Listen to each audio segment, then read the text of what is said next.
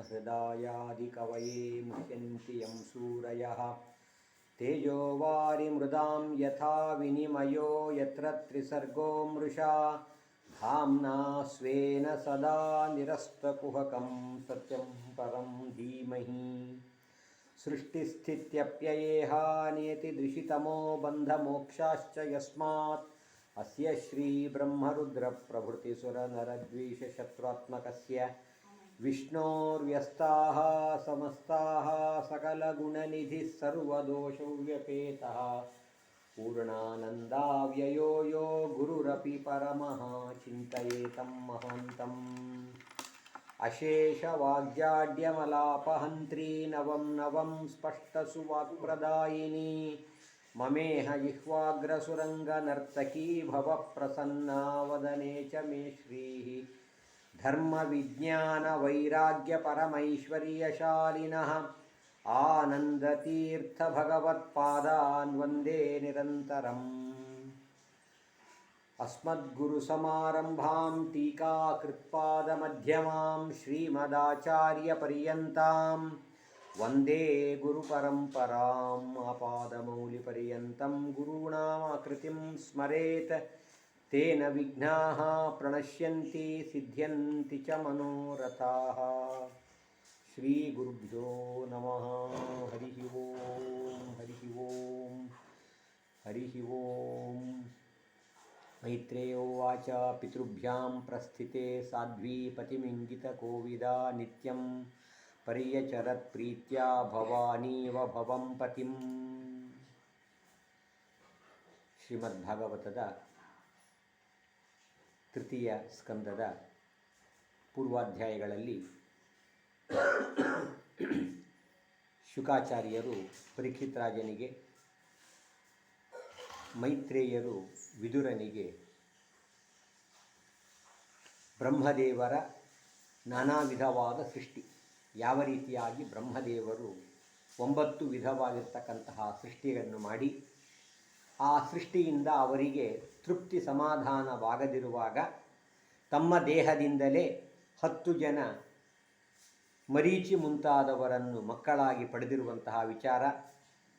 ಹೀಗೆ ಬ್ರಹ್ಮದೇವರ ವಿಸ್ತಾರವಾಗಿರತಕ್ಕಂಥ ಸೃಷ್ಟಿಯನ್ನೆಲ್ಲ ಹೇಳಿ, ಇಂತಹ ಬ್ರಹ್ಮದೇವರ ದೇಹದಿಂದ ಜನಿಸಿ ಬಂದ ಸ್ವಯಂಭುವ ಮನು ಹಾಗೂ ಶತರೂಪಾದೇವಿ, ಅವರಿಗೆ 5 ಜನ ಮಕ್ಕಳು, 3 ಜನ ಕನ್ಯೆಯರು, 2 ಪುತ್ರರು. ಆ ಕನ್ನಿಕೆಯರಲ್ಲಿ 2ನೇವಳಾಗಿರತಕ್ಕಂಥ ದೇವಹೂತಿಯನ್ನು ಕರ್ದಮರಿಗೆ ಕೊಟ್ಟು ವಿವಾಹವನ್ನು ಮಾಡಿದ್ದಾರೆ. ವಿವಾಹ ಮಾಡಿ ತಂದೆ ತಾಯಿ ಮಗಳನ್ನು ಒಪ್ಪಿಸಿ ಹೊರಟು ಹೋದ ಮೇಲೆ ಇವಳು ದೇವಹೂತಿ ತನ್ನ ಗಂಡನ ಮನೆಯಲ್ಲಿ ತನ್ನ ಪತಿಯ ಸೇವೆಯನ್ನು ಅತ್ಯಂತ ಪ್ರೀತಿಯಿಂದ ಮಾಡ್ತಾ, ಭವಾನಿ ಇವ, ಯಾವ ರೀತಿಯಾಗಿ ಪಾರ್ವತೀದೇವಿ ತನ್ನ ಪತಿಯಾದ ರುದ್ರದೇವರನ್ನು ಅತ್ಯಂತ ಪ್ರೀತಿ ಆದರದಿಂದ ಸೇವಿಸಬೇಕೋ ಆ ರೀತಿಯಾಗಿ ಸೇವೆಯನ್ನು ಮಾಡ್ತಾ, ತಾನು ದೊಡ್ಡ ರಾಜನ ಮಗಳು ಎಂಬ ಅಭಿಮಾನ ಅಹಂಕಾರವನ್ನು, ಡಾಂಭಿಕತನ ಹಾಗೂ ದ್ವೇಷ, ಲೋಭ ಇತ್ಯಾದಿ ಎಲ್ಲವನ್ನು ಕೂಡ ಬಿಟ್ಟು ಅತ್ಯಂತ ಜಾಗರೂಕಳಾಗಿ ತೇಜಸ್ವಿಯಾದ ತನ್ನ ಗಂಡನನ್ನು ಸಂತೋಷಪಡಿಸ್ತಾ ಇದ್ದಾಳೆ. ಹೀಗೆ ದೀರ್ಘವಾದ ಕಾಲ ಕಳಿತು. ಎಷ್ಟೋ ವರ್ಷಗಳು ಕಳೆದು ಹೋಗಿವೆ. ಒಂದು ದಿನವೂ ಕೂಡ ಗಂಡನನ್ನು ಕರ್ದಮರು ತಮ್ಮ ಹೆಂಡತಿಯನ್ನು ಪ್ರೀತಿಯಿಂದ ಮಾತನಾಡಿಸಲಿಲ್ಲ. ಬಹಳ ದಿನ ಕಳೆದ ಮೇಲೆ ಅವಳು ಮಾಡಿದ ಸೇವೆಯಿಂದ ಸಂತುಷ್ಟರಾಗಿ ಅತ್ಯಂತ ಪ್ರೀತಿಯಿಂದ ಹೆಂಡತಿಯನ್ನು ಕುರಿತು ಮಾತಾಡ್ತಾ ಇದ್ದಾರೆ. ತುಷ್ಟೋಹ ಮಧ್ಯ ತವಮಾನಿನಿ ಮಾನದಾಯ ಶುಶ್ರೂಷಯ ಪರಮಯ ಪರಯಾಚ ಭಕ್ತ್ಯ. ಹೇ ಮನುಪುತ್ರಿ, ನೀನು ಮಾಡಿರುವಂತಹ ಸೇವೆ, ಆ ಸೇವೆಯಿಂದ ನನಗೆ ತುಂಬ ಸಂತೋಷವಾಗಿದೆ ಎಂಬುದಾಗಿ ಹೇಳಿ ಆ ಕರ್ದಮರು ತಮ್ಮ ಹೆಂಡತಿಯನ್ನು ಕುರಿತು ಹೇಳ್ತಾ, ಯಾಕೆ ಅಂತಂದರೆ ಮನುಷ್ಯನಿಗೆ ಪ್ರತಿಯೊಬ್ಬನಿಗೂ ಅತ್ಯಂತ ಪ್ರಿಯವಾಗಿರ್ತಕ್ಕಂಥದ್ದು ಅವನ ದೇಹ. ಏನೇ ಆದರೂ ಕೂಡ ತನ್ನ ದೇಹಕ್ಕೆ ತೊಂದರೆಯಾಗಬಾರದು ಅಂತ ಹೇಳಿ ದೇಹ ರಕ್ಷಣೆಗೆ ಮನುಷ್ಯ ಬಹಳ ಪ್ರಯತ್ನ ಮಾಡ್ತಾನೆ. ಆ ದೇಹದ ಒಂದು ಏನು ಆಹಾರ ವಿಹಾರಾದಿಗಳು ಬೇಕೋ ಅದಕ್ಕಾಗಿ ಮನುಷ್ಯ ಎಲ್ಲವನ್ನೂ ಕೂಡ ಮಾಡಲಿಕ್ಕೆ ತಯಾರು. ಆದರೆ ನೀನು ಮಾಡಿದಿ ಅಂತಂದರೆ ಪತಿಯ ಸೇವೆಯನ್ನು ಮಾಡ್ತಾ ಇರುವಾಗ ನಿನ್ನ ದೇಹದ ಪೋಷಣೆಯನ್ನು ನೀನು ಸರಿಯಾಗಿ ಮಾಡಿಕೊಳ್ಳಲಿಲ್ಲ.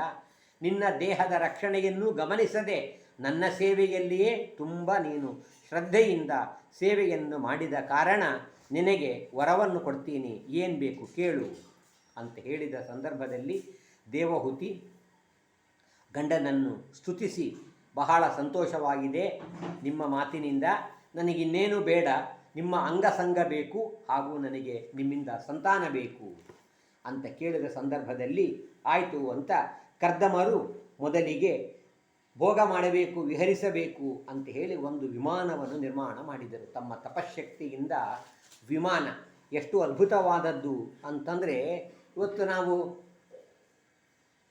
ಏರ್ಪೋರ್ಟ್ಗೆ ಹೋದರೆ ಯಾಕೆ ಇನ್ನೂ ಹೋಗಿಲ್ಲ ಅಂದರೆ ನಮ್ಮ ಫ್ಲೈಟ್ 4 hours ಲೇಟ್ ಇದೆ, ಕಾಯಬೇಕು, ಅದು ಬರೋ ತನಕ ಕಾಯ್ತಾ ಇರಬೇಕು. ಈ ವಿಮಾನ ಅಂಥದ್ದಲ್ಲ, ಅಲ್ಲಿ ಕುಳಿತುಕೊಂಡು ನೀವು ಯಾವ ಊರಿಗೆ ಬೇಕೋ ಅವ್ರಿಗೆ ಹೋಗ್ಬೋದು. ಇಂಥ ಊರಿನ ಫ್ಲೈಟ್ ಹತ್ತಬೇಕು ಅಂತಿಲ್ಲ. ಆ ವಿಮಾನದಲ್ಲಿ ಎಲ್ಲಿಗೆ ಅಪೇಕ್ಷೆ ಪಡ್ತೀರೋ ನಿಮ್ಮ ಇಷ್ಟವಾದ ಸ್ಥಳಕ್ಕೆ ಕರ್ಕೊಂಡು ಹೋಗುವಂತಹ ಒಂದು ಅದ್ಭುತವಾದ ಒಂದು ವಿಮಾನ. ಅಷ್ಟೇ ಅಲ್ಲ, ಅದರಲ್ಲಿ ಎಲ್ಲ ಅಪೇಕ್ಷೆಗಳು ನಿಮಗೆ ತಂದು ಕೊಡ್ತದೆ. ನೀವು ಹೋಗುವಾಗ ನಿಮ್ಮ ಬ್ಯಾಗೇಜೇ ಬೇಕಾಗಿಲ್ಲ, ಖಾಲಿ ಕೈಯಿಂದ ಹೋಗ್ಬೋದು, ಎಲ್ಲ ಏನೇನು ಬೇಕೋ ಎಲ್ಲ ಕೊಡ್ತದೆ. ಆಮೇಲೆ ಎಲ್ಲ ರತ್ನಗಳಿಂದ ಯುಕ್ತವಾಗಿರ್ತಕ್ಕಂಥದ್ದು, ದಿವ್ಯವಾಗಿರ್ತಕ್ಕಂತಹ ಎಲ್ಲ ಅನುಕೂಲತೆಯಿಂದ ಕೂಡಿರ್ತಕ್ಕಂಥದ್ದು. ನಿಮಗೆ ಏನು ಬೇಕೋ, ವಸ್ತ್ರವೋ, ಆಹಾರವೋ, ಮಲಗಲಿಕ್ಕೆ ಮಂಚಗಳೋ, ಅನೇಕ ಫ್ಲೋರ್ಸ್ ಇತ್ತಂತ ಅದರಲ್ಲಿ ಮಲ್ಕೊಳ್ಳಿಕ್ಕೆ ಬೇಕಾಗಿರ್ತಕ್ಕಂಥ ವ್ಯವಸ್ಥೆಗಳು, ಅವು ಕೂಡ ಒಂದೊಂದು ಅದ್ಭುತವಾಗಿರ್ತಕ್ಕಂಥದ್ದು. ಬಹಳ ವಿಸ್ತಾರ ವರ್ಣನೆ ಮಾಡುತ್ತಾರೆ. ಇಂತಹದ್ದನ್ನು ನೋಡಿ ಅವಳು ಹೇಳ್ತಾ ಇದ್ದಾಳೆ, ಇಂಥದ್ರಲ್ಲಿ ನಾವು ವಿಹಾರ ಮಾಡಬೇಕು ಅಂತಂದರೆ ಈ ವೇಷ, ಋಷಿಗಳು ಧರಿಸುವಂತಹ ನಾರು ಬಟ್ಟೆಯನ್ನುಟ್ಟು ಇದರಲ್ಲಿ ವಿಹಾರ ಮಾಡುವುದಲ್ಲ ಅಂತ ಹೇಳಿ, ಅದಕ್ಕಾಗಿ ಅಲ್ಲೊಂದು ಸರೋವರ, ಅದರಲ್ಲಿ ಸ್ನಾನ ಮಾಡು ಅಂತ ಕರ್ದಮರು ತಮ್ಮ ಹೆಂಡತಿಗೆ ಹೇಳಿದ್ದಾರೆ. ಅವಳಲ್ಲಿ ಸ್ನಾನ ಮಾಡಿದ್ದಾಳೆ. ಸ್ನಾನ ಮಾಡಿದಾಗ ಅವಳು ಗಂಡನ ಸೇವೆಯನ್ನು ಮಾಡ್ತಾ ಜಡೆ ಹಾಕೊಳ್ಳೋ ಮರೆತು ಬಿಟ್ಟಿಲ್ಲಂತೆ. ಅಷ್ಟು ಆ ಜಡೆಯೆಲ್ಲ ವೇಣೀಭೂತಾಂಶ ಮೂರ್ಧಜಾನ್, ಅವೆಲ್ಲವೂ ಕೂಡ ಜಡೆ ಹಾಕಿಕೊಳ್ಳದೆ ಬಾಚಿಕೊಳ್ಳದೇ ಇರುವುದರಿಂದ ಸುಕ್ಕು ಸುಕ್ಕಾಗಿ ಗಂಟಾಗಿ ಬಿಟ್ಟಿತ್ತು. ಅಂಥವಳು ಆ ನದಿಯಲ್ಲಿ ಸರೋವರದಲ್ಲಿ ಸ್ನಾನವನ್ನು ಮಾಡಿ ಎದ್ದಾಗ ಉತ್ತಮವಾದ ದೇಹ ಪ್ರಾಪ್ತವಾಗಿದೆ. ಅವಳ ಸೇವೆಗಾಗಿ ಅನೇಕ ಕನ್ಯೆಯರೆಲ್ಲ ಪ್ರಾಪ್ತರಾಗಿದ್ದಾರೆ. ಅವರು ಅವಳಿಗೆ ಮಂಗಲ ಸ್ನಾನವನ್ನು ಮಾಡಿಸಿ ಮೈಯೆಲ್ಲ ಶುದ್ಧಗೊಳಿಸಿ ಆಮೇಲೆ ಪೀತಾಂಬರವನ್ನೆಲ್ಲ ಅವಳಿಗೆ ಉಡಿಸ್ತಾ ಇದ್ದಾರೆ, ಅಲಂಕಾರ ಮಾಡ್ತಾ ಇದ್ದಾರೆ. ನಾನಾ ವಿಧವಾದ ಆಭರಣಗಳಿಂದ ಉತ್ತಮವಾದ ಅನ್ನ, ಆಹಾರ, ಪಾನೀಯ, ಕನ್ನಡಿಯಲ್ಲಿ ಮುಖವನ್ನು ತೋರಿಸಿ ಅಲಂಕೃತರಾಗಿ ಇಬ್ಬರೂ ಕೂಡ ನವದಂಪತಿಗಳು ವಿಮಾನದಲ್ಲಿ ಕುಳಿತು ವಿಹಾರ ಮಾಡಲಿಕ್ಕೆ ಹೋಗ್ತಾ ಇದ್ದಾರೆ. 100 ವರ್ಷಗಳವರೆಗೆ ವೈಸ್ರಂಭಕ ಎಂಬ ಸುರವನ, ನಂದನ, ಪುಷ್ಪಭದ್ರಕ, ಚೈತ್ರರಥ, ಹೀಗೆ ಅನೇಕ ವನಗಳಲ್ಲಿ 100 ವರ್ಷ ವಿಹಾರವನ್ನು ಮಾಡ್ತಾ ಇದ್ದಾರೆ. ಹೇಗೆ? ನವದಂಪತಿಗಳಾಗಿ ವಿಹಾರ ಮಾಡಿದರಂತೆ. ಅಂದರೆ ಏನರ್ಥ? ಬರೇ ನವದಂಪತಿಗಳಲ್ಲ, ನವದಂಪತಿಗಳು ನವರೂಪ, 9 ರೂಪ ಸ್ವೀಕಾರ ಮಾಡಿದರು. 9 ಜನ ದಂಪತಿಗಳು ಏಕಕಾಲಕ್ಕೆ. ಹೀಗೆ ಇಬ್ಬರೂ ಕೂಡ 100 ವರ್ಷ ವಿಹಾರವನ್ನು ಮಾಡಿದ್ದಾರೆ. ಆಮೇಲೆ ಅವರಿಗೆ ಆ 9 ದಂಪತಿಗಳಿಗೆ 9 ಜನ ಕನ್ಯೆಯರು ಸಂತಾನವಾಯಿತು. ಕರ್ದಮರು ಟಾಟಾ ಗುಡ್ ಬೈ, ಹೋಗಿ ಬರ್ತೀನಿ ಅಂತ. ಈಗ ಮೊದಲೇ ಕರಾರು ಮಾಡಿದ್ರಲ್ಲ, ಸಂತಾನವಾಗುವ ತನಕ ನಾನು ಸಂಸಾರ ಮಾಡ್ತೀನಿ, ಹೊರಟು ಹೋಗ್ತೀನಿ, ನಾನು ಸನ್ಯಾಸ ಸ್ವೀಕಾರ ಮಾಡ್ತೀನಿ ಅಂತ ಹೊರಟರು. ಹೋಗುವ ಕಾಲಕ್ಕೆ ಅವಳು ಹೇಳ್ತಾ ಇದ್ದಾಳೆ, ನೀವು ಹೋಗ್ರಿ, ನನಗೇನು ಚಿಂತೆ ಇಲ್ಲ, ಆದರೆ ಈ ಹೆಣ್ಣು ಮಕ್ಕಳಿಗೆ ಮದುವೆ ಮಾಡಬೇಕಲ್ಲ, ಹೆಣ್ಣು ಹುಟ್ಟಿದೆ ಅಂದರೆ ಔಟ್ ಗೋಯಿಂಗ್, ಇನ್ಕಮಿಂಗ್ ಅಲ್ಲ ಅದು, ಹಂಗೆ ಒಂದಿವ್ಸ ಮದುವೆ ಮಾಡಲೇಬೇಕು, ಕಳಿಸಲೇಬೇಕು. ಹಾಗಾಗಿ ಇದಕ್ಕೆ ಯೋಗ್ಯರಾದ ಗಂಡನ್ನು ಹುಡುಕಬೇಕಲ್ಲ ಒಂದು. ಆಮೇಲೆ 9 ಜನ ಹೆಣ್ಣು ಮಕ್ಕಳೆಲ್ಲ ಮದುವೆ ಮಾಡ್ಕೊಂಡು ಹೋಗಿಬಿಟ್ರೆ ನೀವೂ ಕೂಡ ಇಲ್ಲಿಂದ ಹೊರಟು ಹೋದರೆ ನನಗೆ ಯಾರಾದರೂ ಒಬ್ಬ ಮಗ ಬೇಕಲ್ಲ, ಕಶ್ಚಿತ್ ಮೇಷಾತ್ ವಿಶೋಕಾಯ, ನನ್ನ ದುಃಖವನ್ನು ಪರಿಹಾರ ಮಾಡಲಿಕ್ಕೆ ಯಾರಾದರೂ ಒಬ್ಬರು ಬೇಕು ಅಂತ ಹೇಳಿ ಈ ಪ್ರಕಾರ ಕೇಳಿ ಗಂಡನಿಗೆ ಪ್ರಾರ್ಥನೆಯನ್ನು ಮಾಡಿದಾಗ ಅವರಂತರ, ಚಿಂತೆ ಮಾಡಬೇಡ ದೇವಹೂತಿ, ನಿನ್ನ ಗರ್ಭದಿಂದ ಸಾಕ್ಷಾತ್ ಪರಮಾತ್ಮನೇ ಅತ್ಯಲ್ಪ ಕಾಲದಲ್ಲಿ ಅವತಾರವನ್ನು ಮಾಡ್ತಾನೆ ಎಂಬುದಾಗಿ ಹೇಳಿ ಅಭಯವನ್ನು ಕೊಟ್ಟಿದ್ದಾರೆ. ಆಮೇಲೆ ಸ್ವಲ್ಪ ಕಾಲದಲ್ಲಿಯೇ ಭಗವಂತ ಕಪಿಲನಾಗಿ ಅವಳಲ್ಲಿ ಅವತಾರವನ್ನು ಮಾಡ್ತಾ ಇದ್ದಾನೆ. ದುಂದುಭಿಗಳ ನಾದ, ಗಂಧರ್ವರ ಇದು ಹಾಡು, ಅಪ್ಸರೆಯರ ನರ್ತನೆ ಇತ್ಯಾದಿ ಎಲ್ಲ ಮಂಗಲವಾಗಿರ್ತಕ್ಕಂತಹ ವಾತಾವರಣದಲ್ಲಿ ಭಗವಂತ ಅವತಾರವನ್ನು ಮಾಡಿದ್ದಾನೆ. ಆ ಅವತರಿಸಿದ ಭಗವಂತನಿಗೆ, ಕಪಿಲ ಪರಮಾತ್ಮನಿಗೆ ತಂದೆಯಾದ ಕರ್ದಮರು ನಮಸ್ಕಾರ ಮಾಡಿ ಪ್ರದಕ್ಷಿಣೆ ಹಾಕಿ ಆಮೇಲೆ ಹೆಣ್ಣು ಮಕ್ಕಳ ಮದುವೆಯೆಲ್ಲ ಮಾಡಿದರಂತೆ. ಕಲಾ ಎಂಬ ಮಗಳನ್ನು ಮರೀಚಿ ಕೊಟ್ಟು ವಿವಾಹ ಮಾಡಿದ್ದಾರೆ. ಆಮೇಲೆ ಅತ್ರಿಷಿಗಳಿಗೆ ಅನಸೂಯಾದೇವಿಯನ್ನು, ಅಂಗಿರಸರಿಗೆ ಶ್ರದ್ಧಾ ಎಂಬ ಮಗಳನ್ನು, ಪುಲಸ್ತರಿಗೆ ಹವಿರ್ಭೂ ಎಂಬತಕ್ಕಂತಹ ಕನ್ಯೆಯನ್ನು, ಪುಲಹರಿಗೆ ಗತಿ ಎಂಬ ತಮ್ಮ ಪುತ್ರಿಯನ್ನು, ಕ್ರತುವಿಗೆ ಕ್ರಿಯಾ ಎಂಬುವಳನ್ನು, ಭೃಗು ಋಷಿಗಳಿಗೆ ಖ್ಯಾತಿ ಎಂಬುವಳನ್ನು, ಅರುಂಧತಿಯನ್ನು ವಶಿಷ್ಠರಿಗೆ, ಆಮೇಲೆ ಶಾಂತಿ ಎಂಬುವಳನ್ನು ಅಥರ್ವಣರಿಗೆ ಕೊಟ್ಟು ವಿವಾಹವನ್ನು ಮಾಡ್ತಾ ಇದ್ದಾರೆ. ಆಮೇಲೆ ಏಕಾಂತದಲ್ಲಿ ಪರಮಾತ್ಮನನ್ನು ಭೇಟಿಯಾಗಿ ನಾನು ಸನ್ಯಾಸವನ್ನು ಸ್ವೀಕಾರ ಮಾಡಲು ಹೊರಟಿದ್ದೇನೆ, ಅನುಮತಿಯನ್ನು ಕೊಡಬೇಕು ಅಂತ ಕರ್ದಮರು ನಮಸ್ಕರಿಸಿ ಪರಮಾತ್ಮನಿಂದ ಅನುಮತಿಯನ್ನು ಸ್ವೀಕಾರ ಮಾಡಿ ಹೊರಟು ಹೋದರು. ಅವರು ಹೊರಟು ಹೋದ ನಂತರದಲ್ಲಿ ಮನೆಯಲ್ಲಿ ತಾಯಿ ಮಗ ಇಬ್ಬರೇ, ಕಪಿಲ ಪರಮಾತ್ಮ, ದೇವಹೂತಿ. ಆಗ ತಾಯಿ ಭಗವಂತನಿಗೆ ಪ್ರಾರ್ಥನೆಯನ್ನು ಮಾಡಿ, ಹೇ ಪರಮಾತ್ಮ, ಇಷ್ಟು ದಿವಸಗಳವರೆಗೆ ನಾನು ವಿಷಯ ಭೋಗದಲ್ಲಿ ಆಸಕ್ತನಾಗಿ ಬಿಟ್ಟೆ, ನಾನು ಏನು ಸಾಧನೆ ಮಾಡಲೇ ಇಲ್ಲ. ಎಷ್ಟೋ ಜನ್ಮಗಳು ಕಳೆದ ಮೇಲೆ ಇವತ್ತು ನನಗೆ ನಿನ್ನಂಥ ಉತ್ತಮವಾಗಿರ್ತಕ್ಕಂಥ ಒಬ್ಬ ಮಗ ದೊರಕಿದ್ದಾನೆ. ಅವನು ನೀನು ಹೇಗಿದ್ದಿ ಅಂತಂದರೆ ಸಚ್ಚಕ್ಷುಹು ಜನ್ಮನಾಮಂತೆ, ನೀನು ಉತ್ತಮವಾಗಿರ್ತಕ್ಕಂತಹ ನೀನು ಕಣ್ಣಿದ್ದ ಹಾಗೆ ಇದ್ದಿ. ಕಣ್ಣು ಅಂತಂದರೆ ಏನು ಅಂತಂದರೆ ಶಾಸ್ತ್ರ ಹೇಳುತ್ತೆ, ಜ್ಞಾನ ಇದು ಕಣ್ಣು, ಹೊಸ ಕಣ್ಣು ಎನಗೆ ಹಚ್ಚಲಿಬೇಕು ಜಗದಂಬೆ ಅಂತ. ಹೊಸದಾಗಿ ಕಣ್ಣು ಕೊಡೋದೇನು, ಚಸ್ಮಾ ಬರ್ಬೇಕಂತ ಅರ್ಥವಾ? ಹೊಸ ಕಣ್ಣು ಅಂದರೆ ಅಲ್ಲ, ಶಾಸ್ತ್ರವೆಂಬ ಕಣ್ಣು. ಸರ್ವಸ್ಯ ಲೋಚನಂ ಶಾಸ್ತ್ರಂ ಅಂತೆಲ್ಲದಕ್ಕೂ ಲೋಚನ. ಕಣ್ಣು ಯಾವುದು ಅಂದರೆ ಶಾಸ್ತ್ರ. ಆ ಶಾಸ್ತ್ರವೆಂಬ ಕಣ್ಣು ಯಾರಿಗಿಲ್ಲ, ಶಾಸ್ತ್ರದ ಜ್ಞಾನ ಯಾರಿಗಿಲ್ಲ, ಅವನು ಕಣ್ಣಿದ್ದು ಕುರುಡ ಎಂಬುದಾಗಿ ಹೇಳ್ತಾರೆ. ಹಾಗಾಗಿ ನನಗೆ ತತ್ವಜ್ಞಾನವನ್ನು ಕೊಡು, ಉಪದೇಶ ಮಾಡು ಅಂತ ಹೇಳಿ ಪ್ರಾರ್ಥನೆಯನ್ನು ಮಾಡಿದಾಗ ಕಪಿಲ ಪರಮಾತ್ಮ ಉಪದೇಶವನ್ನು ಮಾಡಲಿಕ್ಕೆ ಆರಂಭವನ್ನು ಮಾಡ್ತಾ, ತಾಯಿ, ಎಲ್ಲಕ್ಕಿಂತಲೂ ಮೊಟ್ಟ ಮೊದಲು ಮಾಡಬೇಕಾದ ಸಾಧನೆ ಯಾವುದು ಅಂತಂದಾಗ ಮನಸ್ಸಿನ ನಿಗ್ರಹ ಎಂಬುದಾಗಿ. ಯಾಕೆ ಈ ಮನಸ್ಸು ಎಂಬತಕ್ಕಂಥದ್ದೇನಿದೆ, ಇದು ಮನುಷ್ಯನ ಬಂಧನಕ್ಕೂ ಕಾರಣ, ಮನುಷ್ಯನ ಬಿಡುಗಡೆ ಮುಕ್ತಿಗೂ ಕಾರಣ. ಈ ಮನಸ್ಸನ್ನು ಪ್ರಾಪಂಚಿಕ ವಿಷಯಗಳಲ್ಲಿ, ಗುಣಗಳಲ್ಲಿ ಇದನ್ನು ಆಸಕ್ತಿಗೊಳಿಸಿದರೆ ನಮ್ಮ ಬಂಧನಕ್ಕೆ ಕಾರಣವಾಗುತ್ತೆ. ಇದೇ ಒಂದು ಮನಸ್ಸನ್ನು ಪರಮಾತ್ಮನಲ್ಲಿ ಆಸಕ್ತಿಗೊಳಿಸಿದರೆ ನಮ್ಮ ಬಿಡುಗಡೆಗೆ ಕಾರಣವಾಗತ್ತೆ. ಹೇಗೆ ಒಂದೇ ಕಿಲಿಕೈ ನಾವು ಅದನ್ನು ಎಡಕ್ಕೆ ತಿರುಗಿಸಿದರೆ ಅದು ಬಂಧನವಾಗತ್ತೆ, ಅಂದರೆ ಓಪನ್ ಆಗತ್ತೆ, ಬಲಕ್ಕೆ ತಿರುಗಿಸಿದರೆ ಅದು ಮುಚ್ಚಿ ಹೋಗುತ್ತೆ. ಹೇಗೋ ಆ ರೀತಿಯಾಗಿ ಮನಸ್ಸು ಎಂಬತಕ್ಕಂಥದ್ದು ಇದು ಭಗವಂತನಲ್ಲಿ ಆಸಕ್ತವಾದಾಗ ಬಿಡುಗಡೆಗೆ, ಮುಕ್ತಿಗೆ ಕಾರಣ. ಈ ಒಂದು ಮನಸ್ಸು ಇದನ್ನು ಆ ಭಗವಂತನಲ್ಲಿ ಆಸಕ್ತವಾಗಬೇಕು ಅಂದರೆ ಅದಕ್ಕಾಗಿ ಸಜ್ಜನರ ಸಹವಾಸವನ್ನು ಮಾಡಬೇಕು. ಆ ಸಜ್ಜನರ ಸ್ನೇಹ ಇದು ನಮಗೆ ಮೋಕ್ಷಕ್ಕೆ ದ್ವಾರ, ಬಾಗಿಲು ಇದ್ದ ಹಾಗೆ. ಸಜ್ಜನರು ಯಾರು ಅಂದರೆ ಭಗವಂತ ಹೇಳ್ತಾನೆ, ಯಾರು ತಿತಿಕ್ಷವಃ ಸಹನಶೀಲರಾಗಿದ್ದಾರೆ, ಕರುಣಾವಂತರು, ಎಲ್ಲರ ಮೇಲೆ ಸ್ನೇಹವನ್ನು ಮಾಡ್ತಾರೆ, ಕೋಪಕ್ಕೆಂದು ವಶರಾಗುವುದಿಲ್ಲ, ಭಗವನ್ನಿಷ್ಠರಾಗಿರ್ತಕ್ಕಂಥವರು, ಆ ಪರಮಾತ್ಮನಲ್ಲಿ ಅನನ್ಯವಾದ ದೃಢವಾದ ಭಕ್ತಿಯನ್ನು ಮಾಡ್ತಾರೆ. ದೇವರಿಗಾಗಿ ಎಲ್ಲ ಇತರ ಲೌಕಿಕ ವ್ಯಾಪಾರಗಳನ್ನು, ತಮ್ಮ ಇತರ ಎಲ್ಲ ವ್ಯಾಪಾರಗಳು, ಬಂಧು ಬಳಗ ಎಲ್ಲವನ್ನೂ ದೇವರಿಗಾಗಿ ಪರಿತ್ಯಾಗವನ್ನು ಮಾಡ್ತಾರೆ. ಸದಾಕಾಲ ಭಗವಂತನ ಕಥೆಯನ್ನು ಕೇಳ್ತಾರೆ, ಪರಮಾತ್ಮನ ಕಥೆಯನ್ನು ಹೇಳ್ತಾರೆ, ತಾವು ಕೇಳ್ತಾರೆ. ದೇವರಿಗಾಗಿ ನಾನಾ ವಿಧವಾದ ತಪಸ್ಸು ವ್ರತಗಳಿಂದ ಅನುಷ್ಠಾನ ಮಾಡ್ತಾರೆ. ಇಂಥವರು ತಾಯಿ ಸಜ್ಜನರು. ಇಂಥವರಲ್ಲಿ ಮಾಡುವಂಥ ಸ್ನೇಹ ಸಂಘ ಇದು ನನ್ನ ಪ್ರಾಪ್ತಿಗೆ, ಸಂಸಾರದ ಬಂಧನ ಬಿಡುಗಡೆಗೆ ಕಾರಣ ಅಂತ ಹೇಳಿ ಪರಮಾತ್ಮ ಉಪದೇಶವನ್ನು ಮಾಡಿದಾಗ ಪರಮಾತ್ಮ ದೇವಹೂತಿ ಪುನಃ ಪ್ರಶ್ನೆ ಮಾಡ್ತಾ ಇದ್ದಾಳೆ, ಹೇ ಭಗವಂತ, ನಿನ್ನಲ್ಲಿ ಯಾವ ವಿಧವಾದ ಭಕ್ತಿಯನ್ನು ಮಾಡಬೇಕು, ಯಾವ ವಿಧವಾಗಿ ಭಕ್ತಿಯನ್ನು ಮಾಡಿದಾಗ ಈ ಸಂಸಾರವನ್ನು ದಾಟಬಹುದು, ನಾನು ಒಂದು ಹೆಣ್ಣು, ನನಗೆ ಸುಲಭವಾಗಿ ತಿಳಿಯುವಂತೆ ನೀನು ಉಪದೇಶವನ್ನು ಮಾಡು ಅಂತ ಕೇಳಿದಾಗ ಅದಕ್ಕೆ ಪರಮಾತ್ಮ ಹೇಳ್ತಾ ಇದ್ದಾನೆ, ಅನಿಮಿತ್ತ ಭಗವತಿ ಭಕ್ತಿ ಸಿದ್ಧೇಹೇ ಗರೀಯಸಿ. ಮೋಕ್ಷ ಪ್ರಾಪ್ತಿಯಾಗಬೇಕು ಅಂತಾದರೆ ಪರಮಾತ್ಮನಲ್ಲಿ ಅನಿಮಿತ್ತವಾದ ಭಕ್ತಿ, ಯಾವ ಫಲದ ಅಪೇಕ್ಷೆ ಇಲ್ಲದೆ ಭಕ್ತಿ ಮಾಡುವುದು ನನ್ನ ಕರ್ತವ್ಯ. ಹೇಗೆ ನಾವು ಆಹಾರ ಸ್ವೀಕಾರ ಮಾಡುವುದು ಕರ್ತವ್ಯ ಅಂತ ಸ್ವೀಕಾರ ಮಾಡ್ತೀವಿ, ಯಾರು ಹೇಳಬೇಕು ಕೇಳಬೇಕು ಅಂತಿಲ್ಲ. ಮನೆಯಲ್ಲಿ ಯಾರು ಒಬ್ಬರೇ ಇದ್ದೀವಿ, ಊಟ ವಾಪಸ್ ಇರ್ತೀವ ನಾವು? ಇಲ್ಲ. ಹೇಗೆ ಅದು ಅವಶ್ಯಕ, ಅನಿವಾರ್ಯ, ನಮ್ಮ ಕರ್ತವ್ಯ ಇತ್ಯಾದಿಯಾಗಿ ಮಾಡ್ತೀವೋ ಹಾಗೇ ಪರಮಾತ್ಮನ ಅವನಲ್ಲಿ ಭಕ್ತಿ ಎಂಬತಕ್ಕಂಥದ್ದು ಕರ್ತವ್ಯ ಕರ್ಮ ಎಂಬುದಾಗಿ ತಿಳಿದು ನಾವು ಮಾಡಬೇಕು ಅಂತ ಹೇಳಿ ಪರಮಾತ್ಮ ತಿಳಿಸಿಕೊಡ್ತಾ, ಆಮೇಲೆ ತತ್ವಗಳ ಒಂದು ಸಂಖ್ಯಾನವನ್ನು, ಎಷ್ಟು ತತ್ವಗಳು ಎಂಬುದಾಗಿ ಭಗವಂತ ತಾನು ನಿರೂಪಣೆಯನ್ನು ಮಾಡಿದವನಾಗಿ, ಅದಾದ ಮೇಲೆ ಮುಂದೆ ಪರಮಾತ್ಮ ತಾಯಿಗೆ ಉಪದೇಶವನ್ನು ಮಾಡ್ತಾ ಯೋಗದ ಲಕ್ಷಣವನ್ನು ಹೇಳ್ತೀನಿ ಅಂತ ಪರಮಾತ್ಮ ತಿಳಿಸ್ತಾ ಇದ್ದಾನೆ.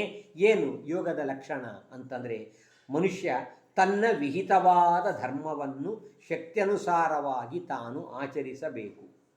ಆಮೇಲೆ ವಿಧರ್ಮಾಚ್ಚ ನಿವರ್ತನಂ, ಯಾವುದು ವಿಧರ್ಮ, ಯಾವುದು ವಿರುದ್ಧ ಧರ್ಮ, ಯಾವುದು ತನಗೆ ವಿಹಿತವಲ್ಲ ಅದನ್ನು ಪರಿತ್ಯಾಗವನ್ನು ಮಾಡಬೇಕು. ದೈವಲಬ್ಧೇನ ಸಂತೋಷ, ತನ್ನ ವಿಹಿತ ಧರ್ಮಾಚರಣೆ ಮಾಡ್ತಿರುವಾಗ ಅದರಿಂದ ತನಗೇನು ಪ್ರಾಪ್ತಿಯಾಗತ್ತೆ ಅಷ್ಟರಿಂದಲೇ ತಾನು ಸಂತೋಷವನ್ನು ಹೊಂದಬೇಕು. ವಿಷಯಭೋಗದಲ್ಲಿ ಆಸಕ್ತನಾಗದೆ ಮಿತವಾದ ಹಿತವಾದ ಆಹಾರವನ್ನು ಸೇವನೆಯನ್ನು ಮಾಡ್ತಾ, ಅಹಿಂಸಾ, ಸತ್ಯವಚನ, ಅಸ್ತೇಯ, ಚೌರ್ಯ ಮಾಡದಿರುವುದು, ಎಷ್ಟು ಪದಾರ್ಥಗಳು ಅವಶ್ಯಕ ಜೀವನಕ್ಕೆ ಅಷ್ಟನ್ನು ಮಾತ್ರ ಸ್ವೀಕಾರವನ್ನು ಮಾಡ್ತಾ, ಬ್ರಹ್ಮಚರ್ಯ, ತಪಸ್ಸು, ಶೌಚ, ವೇದಾಧ್ಯಯನ ಇವೆಲ್ಲವನ್ನು ಕೂಡ ತಾನು ಮಾಡಬೇಕು ಎಂಬುದಾಗಿ ಹೇಳಿ, ಅನಂತರದಲ್ಲಿ ಶುದ್ಧವಾದ ಪ್ರದೇಶದಲ್ಲಿ ಏಕಾಂತದಲ್ಲಿ ಕುಳಿತುಕೊಂಡು ಭಗವಂತನ ರೂಪದ ಧ್ಯಾನವನ್ನು ಮಾಡಬೇಕು. ಅದಕ್ಕಾಗಿ ಮನಸ್ಸನ್ನು ನಿಗ್ರಹಿಸಿ ಪ್ರಾಣಾಯಾಮದಿಂದ ಮನಸ್ಸನ್ನು ವಶ ಮಾಡಿಕೊಂಡವನಾಗಿ ಪರಮಾತ್ಮನ ರೂಪದ ಧ್ಯಾನವನ್ನು ಮಾಡಬೇಕು. ಪ್ರಸನ್ನ ವದನಾಂಭೋಜಂ, ಹೇಗಿದ್ದಾನೆ ಭಗವಂತ? ಪ್ರಸನ್ನವಾದ ಮುಖಕಮಲ, ಪದ್ಮದಂತೆ ವಿಶಾಲವಾದ ಕಣ್ಣುಗಳು, ನೀಲವಾದ ಕಮಲದಂತೆ ಅವನ ದೇಹದ ಕಾಂತಿ, ಶಂಖಚಕ್ರ ಗದಾಧಾರಿಯಾಗಿದ್ದಾನೆ, ಪೀತಾಂಬರವನ್ನು ಹುಟ್ಟಿದ್ದಾನೆ, ಶ್ರೀವತ್ಸ ಚಿಹ್ನೆ, ಕೌಸ್ತಭಮಣಿ ಕಂಠದಲ್ಲಿ ಶೋಭಾಯಮಾನವಾಗಿದೆ. ಅವನು ಹಾಕಿಕೊಂಡ ಕೊರಳಲ್ಲಿ ವನಮಾಲೆ, ಅಲ್ಲಿರುವಂಥ ಪುಷ್ಪಗಳ ಮಕರಂದವನ್ನು ಪಾನ ಮಾಡಲಿಕ್ಕೆ 100 ದುಂಬಿಗಳೆಲ್ಲ ಬಂದು ಸೇರಿವೆ. ಇಂತಹ ಆ ಭಗವಂತ ಸೊಂಟದಲ್ಲಿ ತಾನು ಕಾಂಚಿ ಪಟ್ಟಿಯನ್ನು ಪರಮಾತ್ಮ ಧರಿಸಿದ್ದಾನೆ. ಆ ಪರಮಾತ್ಮ ಕಿಶೋರ ವಯಸ್ಸಿನಲ್ಲಿ ಭಗವಂತ ಇದ್ದಾನೆ. ಭಕ್ತರಿಗೆ ಅನುಗ್ರಹ ಮಾಡುವುದಕ್ಕಾಗಿ ವಿಶೇಷವಾಗಿ ಅವನಿಗೆ ಕಾತರ. ಇಂತಹ ಪರಮಾತ್ಮನನ್ನು ನಾವು ಪಾದದಿಂದ ಶಿರಃಪರ್ಯಂತ ಧ್ಯಾನವನ್ನು ಮಾಡಬೇಕು. ಸಂಚಿಂತಯೇತ್ ಭಗವತಶ್ಚರಣಾರವಿಂದಂ ವಜ್ರಾಂಕುಶಧ್ವಜ ಸರೋರುಹಲಾಂಚನಾಢ್ಯಂ ಉತ್ತುಂಗ ರಕ್ತವಿಲಸನ್ನ ಖಚಕ್ರವಾಲ ಜ್ಯೋತ್ಸ್ನಾಭಿರಾಹತ ಮಹತ್ ಹೃದಯಾಂಧಕಾರಂ. ಭಗವಂತನ ಧ್ಯಾನವನ್ನು ಮಾಡುವಾಗ ಮೊದಲು ಪಾದದಿಂದ ಧ್ಯಾನವನ್ನು ಆರಂಭ ಮಾಡಬೇಕು. ಎಲ್ಲಿಯೇ ನಾವು ಮಂದಿರಗಳಿಗೆ ಹೋದಾಗ ದೇವರ ದರ್ಶನವನ್ನು ಮಾಡುವಾಗ ಮೊದಲು ಮುಖ ನೋಡಬಾರ್ದು, ಮೊದಲು ಪಾದ ನೋಡಬೇಕು. ಪಾದದಿಂದ ಶಿರಃಪರ್ಯಂತ ನೋಡುವಂಥ ಕ್ರಮ. ಆ ಭಗವಂತನ ಪಾದ ಎಂಥದ್ದು ಅಂದರೆ ವಜ್ರ, ಅಂಕುಶ, ಧ್ವಜ, ಕಮಲ ಇವುಗಳ ಚಿಹ್ನೆಯಿಂದ ಯುಕ್ತವಾಗಿರುವಂಥದ್ದು. ಆ ಪರಮಾತ್ಮನ ಪಾದಗಳಲ್ಲಿ ಬೆರಳು, ಆ ಬೆರಳಿನಲ್ಲಿರ್ತಕ್ಕಂತಹ ಉಗುರುಗಳು, ಆ ಉಗುರುಗಳ ಕಾಂತಿಯಿಂದ ನಮ್ಮ ಮನಸ್ಸಿನ ಅಂಧಕಾರ ಅಜ್ಞಾನವೆಲ್ಲ ನಾಶವಾಗುವಂಥದ್ದು. ಇಂಥ ಭಗವಂತನ ಪವಿತ್ರವಾದ ಪಾದಗಳಿಂದ ಬಂದ ನೀರು, ಬ್ರಹ್ಮದೇವರು ಈ ಪರಮಾತ್ಮನ ಪಾದವನ್ನು ತೊಳೆದಾಗ ಆ ನೀರೇನು ಕೆಳಗೆ ಬಂತು ಗಂಗೆಯಾಗಿ ಅದನ್ನು ತಲೆಯಲ್ಲಿ ಧರಿಸಿ ಶಿವ ಶಿವ ಅಭೂತ್, ರುದ್ರದೇವರು ಶಿವ ಅಂತಾಗಿದ್ದಾರೆ. ಇಂಥ ಪರಮಾತ್ಮನ ಏನು ಪಾದವಿದೆ ಇದು ಧ್ಯಾನ ಮಾಡುವ ವ್ಯಕ್ತಿಯ ಪಾಪವೆಂಬ ದೊಡ್ಡ ಬೆಟ್ಟ, ಆ ಪಾಪವೆಂಬ ಬೆಟ್ಟವನ್ನು ನಾಶ ಮಾಡುವಂಥದ್ದು ಭಗವಂತನ ಪಾದ ಕಮಲ. ಅಂತಹ ಭಗವಂತನ ಪಾದ ಕಮಲವನ್ನು ಧ್ಯಾನವನ್ನು ಮಾಡಬೇಕು ಎಂಬುದಾಗಿ ಹೇಳಿ ಈ ಪ್ರಕಾರ ಪಾದದಿಂದ ತಿಳಿಸಿಕೊಟ್ಟು, ಆಮೇಲೆ ಭಗವಂತನ ತೊಡೆಗಳು, ಭಗವಂತನ ನಾಭಿ, ಪರಮಾತ್ಮನ ವಕ್ಷಸ್ಥಳ, ಕಂಠ, ಆ ಭಗವಂತನ ಬಾಹುಗಳು ಅದೇನಾಗಿವೆ ಅಂದರೆ ಮಂದರಗಿರೇಹೇ, ಆ ಮಂದರ ಪರ್ವತವನ್ನು ಮಥನ ಮಾಡಿದ್ದು ಪರಮಾತ್ಮನ ಈ ಬಾಹುಗಳಿಂದ, ದೇವದಾನವರ ನಿಮಿತ್ತವಷ್ಟೇ. ಇಂತಹ ಭಗವಂತ ತನ್ನ ಕೈಯಲ್ಲಿ ಕೌಮೋದಕಿ ಎಂಬ ಗದೆಯನ್ನು ಧರಿಸಿದ್ದಾನೆ. ಆ ಗದೆ ದೈತ್ಯರ ರಕ್ತದಿಂದ ಸಿಕ್ತವಾಗಿರುವಂಥದ್ದು. ಇಂಥ ಭಗವಂತನ ಆ ಅದ್ಭುತವಾಗಿರ್ತಕ್ಕಂಥ ಗದೆ. ಆ ಭಗವಂತನ ಹಾಸ ಮುಗುಳ್ನಗೇನು ಚಿಂತನೆ ಮಾಡಬೇಕಂತೆ.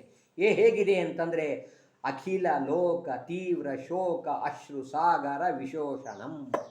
ಜಗತ್ತಿನ ಎಲ್ಲ ಜನರ ಅತ್ಯಂತ ತೀವ್ರವಾದ ಏನು ದುಃಖದ ಅಶ್ರು ಸಾಗರವಿದೆ, ದುಃಖದಿಂದ ಬರುವ ಕಣ್ಣೀರಿನ ಸಮುದ್ರವನ್ನೇ ಒಣಗಿಸುವಂಥದ್ದು ಭಗವಂತನ ಅದ್ಭುತವಾದ ಮುಗುಳ್ನಗೆ. ಇಂಥ ಭಗವಂತನ ಆ ರೂಪವನ್ನು ನಾವು ಪಾದದಿಂದ ಶಿರಃಪರ್ಯಂತ ಧ್ಯಾನವನ್ನು ಮಾಡಬೇಕು ಎಂಬುದಾಗಿ ಹೇಳಿ ತಿಳಿಸಿಕೊಡ್ತಾ, ಆಮೇಲೆ ಭಕ್ತಿ ಯೋಗದ ನಾನಾ ಪ್ರಕಾರಗಳನ್ನು ಭಗವಂತ ನಿರೂಪಣೆಯನ್ನು ಮಾಡ್ತಾ ಇದ್ದಾನೆ.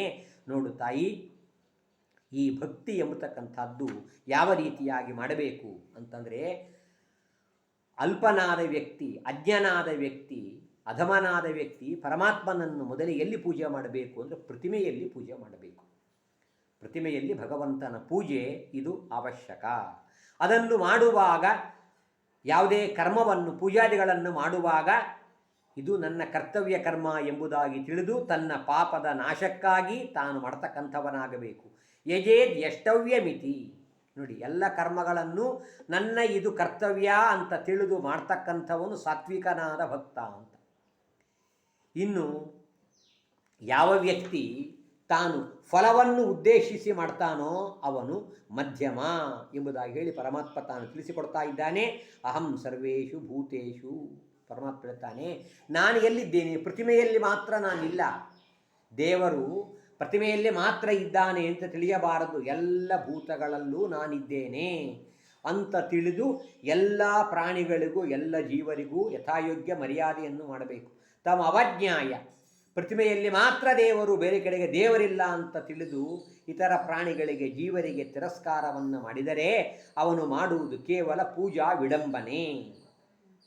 ಆದ್ದರಿಂದ ಎಲ್ಲ ಕಡೆಗಿರ್ತಕ್ಕಂಥ ಭಗವಂತನನ್ನು ತಿಳಿಯದೆ ಪ್ರತಿಮೆಯಲ್ಲಷ್ಟೇ ದೇವರನ್ನು ಪೂಜೆಯನ್ನು ಮಾಡಿದರೆ ಅವನು ಭಸ್ಮದಲ್ಲಿ ಹೋಮವನ್ನು ಮಾಡಿದಂತೆ.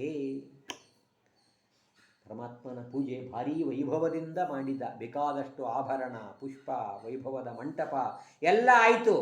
ಆದರೆ ಈ ವ್ಯಕ್ತಿ ಭಗವಂತನ ಭಕ್ತರನ್ನು ದ್ವೇಷವನ್ನು ಮಾಡಿದರೆ ಪರಮಾತ್ಮ ಹೇಳ್ತಾನೆ, ನೈವ ತುಷ್ಯೇ, ಅದರಿಂದ ನಾನು ಸಂತುಷ್ಟನಾಗುವುದಿಲ್ಲ. ಭೂತಗ್ರಾಮಾವಮಾನಿನಃ. ವಿಷ್ಣು ಭಕ್ತರನ್ನು, ಭಗವದ್ಭಕ್ತರನ್ನು ಬಾಯಿ ಬಂದಂಗೆ ಬೈತಾನೆ, ನಿಂದನೆ ಮಾಡ್ತಾನೆ, ತಿರಸ್ಕಾರ ಮಾಡ್ತಾನೆ, ದ್ವೇಷ ಮಾಡ್ತಾನೆ ಅಂದರೆ ಇಂಥವನು ಮಾಡುವ ಪೂಜೆ ನಾನು ಸರ್ವಥಾ ಸ್ವೀಕಾರ ಮಾಡುವುದಿಲ್ಲ, ಅದರಿಂದ ನಾನು ತೃಪ್ತನಾಗುವುದಿಲ್ಲ ಅಂಥೇಳಿ ಪರಮಾತ್ಮ ತಿಳಿಸಿಕೊಟ್ಟು ಆಮೇಲೆ ಜೀವರಲ್ಲಿ ತಾರತಮ್ಯವಿದೆ ಅಂತ ಹೇಳ್ತಾನೆ ಪರಮಾತ್ಮ.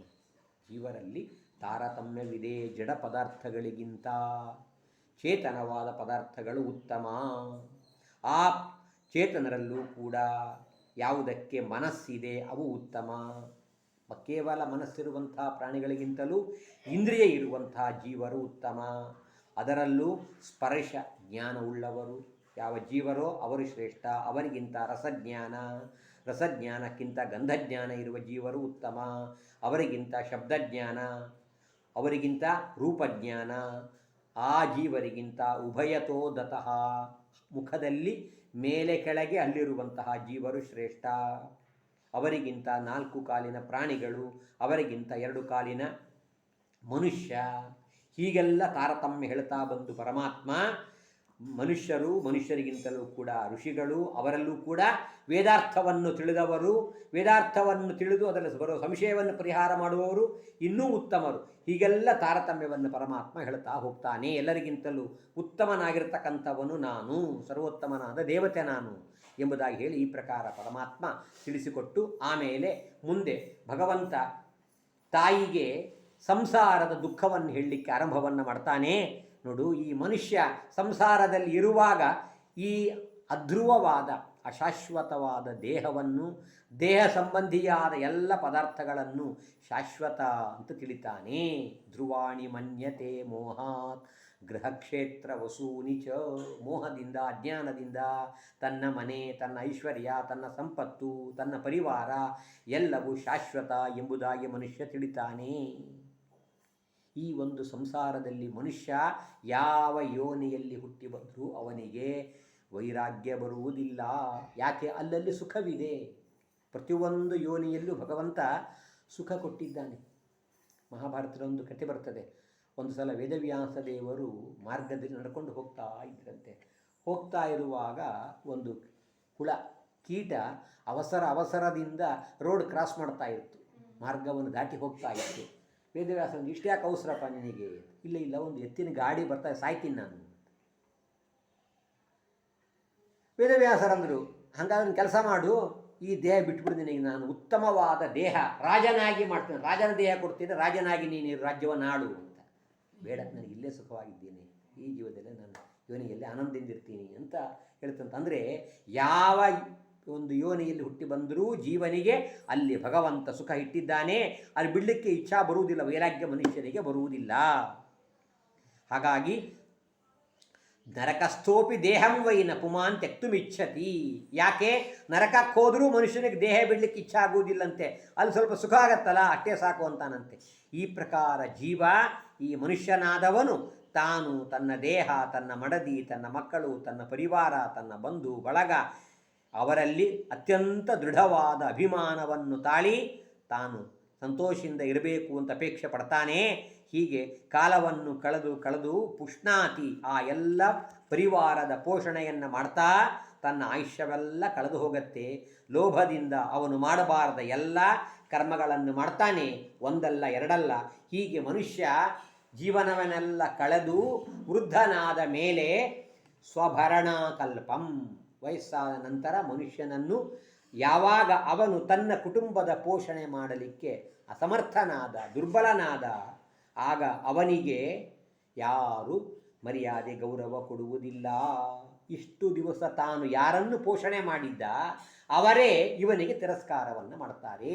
ಯಾರೋ ದೂರದ ಬಂಧು ಬಳಗ ಅಲ್ಲ, ಹೆಂಡತಿ ಮಕ್ಕಳೇ ತಿರಸ್ಕಾರವನ್ನು ಮಾಡ್ತಾರೆ. ನಾದ್ರಿಯಂತೆ ಯಥಾಪೂರ್ವಂ, ಮೊದಲು ಯಾವ ರೀತಿ ಗೌರವ ಕೊಡ್ತಿದ್ರೋ ಹಾಗೆ ಗೌರವ ಮರ್ಯಾದೆ ಕೊಡುವುದಿಲ್ಲ. ಹೇಗೆ? ಕೀನಾಶೈವ ಗೋಚರಂ, ಮುದಿಯಾದ ಎತ್ತಿದೆ, ಹೊಲದಲ್ಲಿ ಕೆಲಸ ಮಾಡಲಿಕ್ಕೆ ಅದಕ್ಕೇನು ಮಾಡಲಿಕ್ಕೆ ಆಗೋದಿಲ್ಲ. ಅದಕ್ಕೆ ಅವನು ಯಜಮಾನ ಹುಲ್ಲು ನೀರು ಯಾವಾಗೋ ನೆನಪಾದಾಗ ಕೊಡ್ತಾನೆ. ಯಾಕಂದರೆ ಏನು ಪ್ರಯೋಜನ ಇಲ್ಲ, ಈಗ ಕೊಟ್ಟರೆಷ್ಟು ಬಿಟ್ಟರೆಷ್ಟು. ಹಾಗೆ ಮನುಷ್ಯನ ಅವಸ್ಥೆಯಾಗತ್ತೆ. ಎಲ್ಲರಿಂದಲೂ ಕೂಡ ಅವನು ಮನೆಯಲ್ಲಿ ಅಪಮಾನಿತನಾಗ್ತಾನೆ, ಆದರೂ ವೈರಾಗ್ಯ ಬರುವುದಿಲ್ಲ.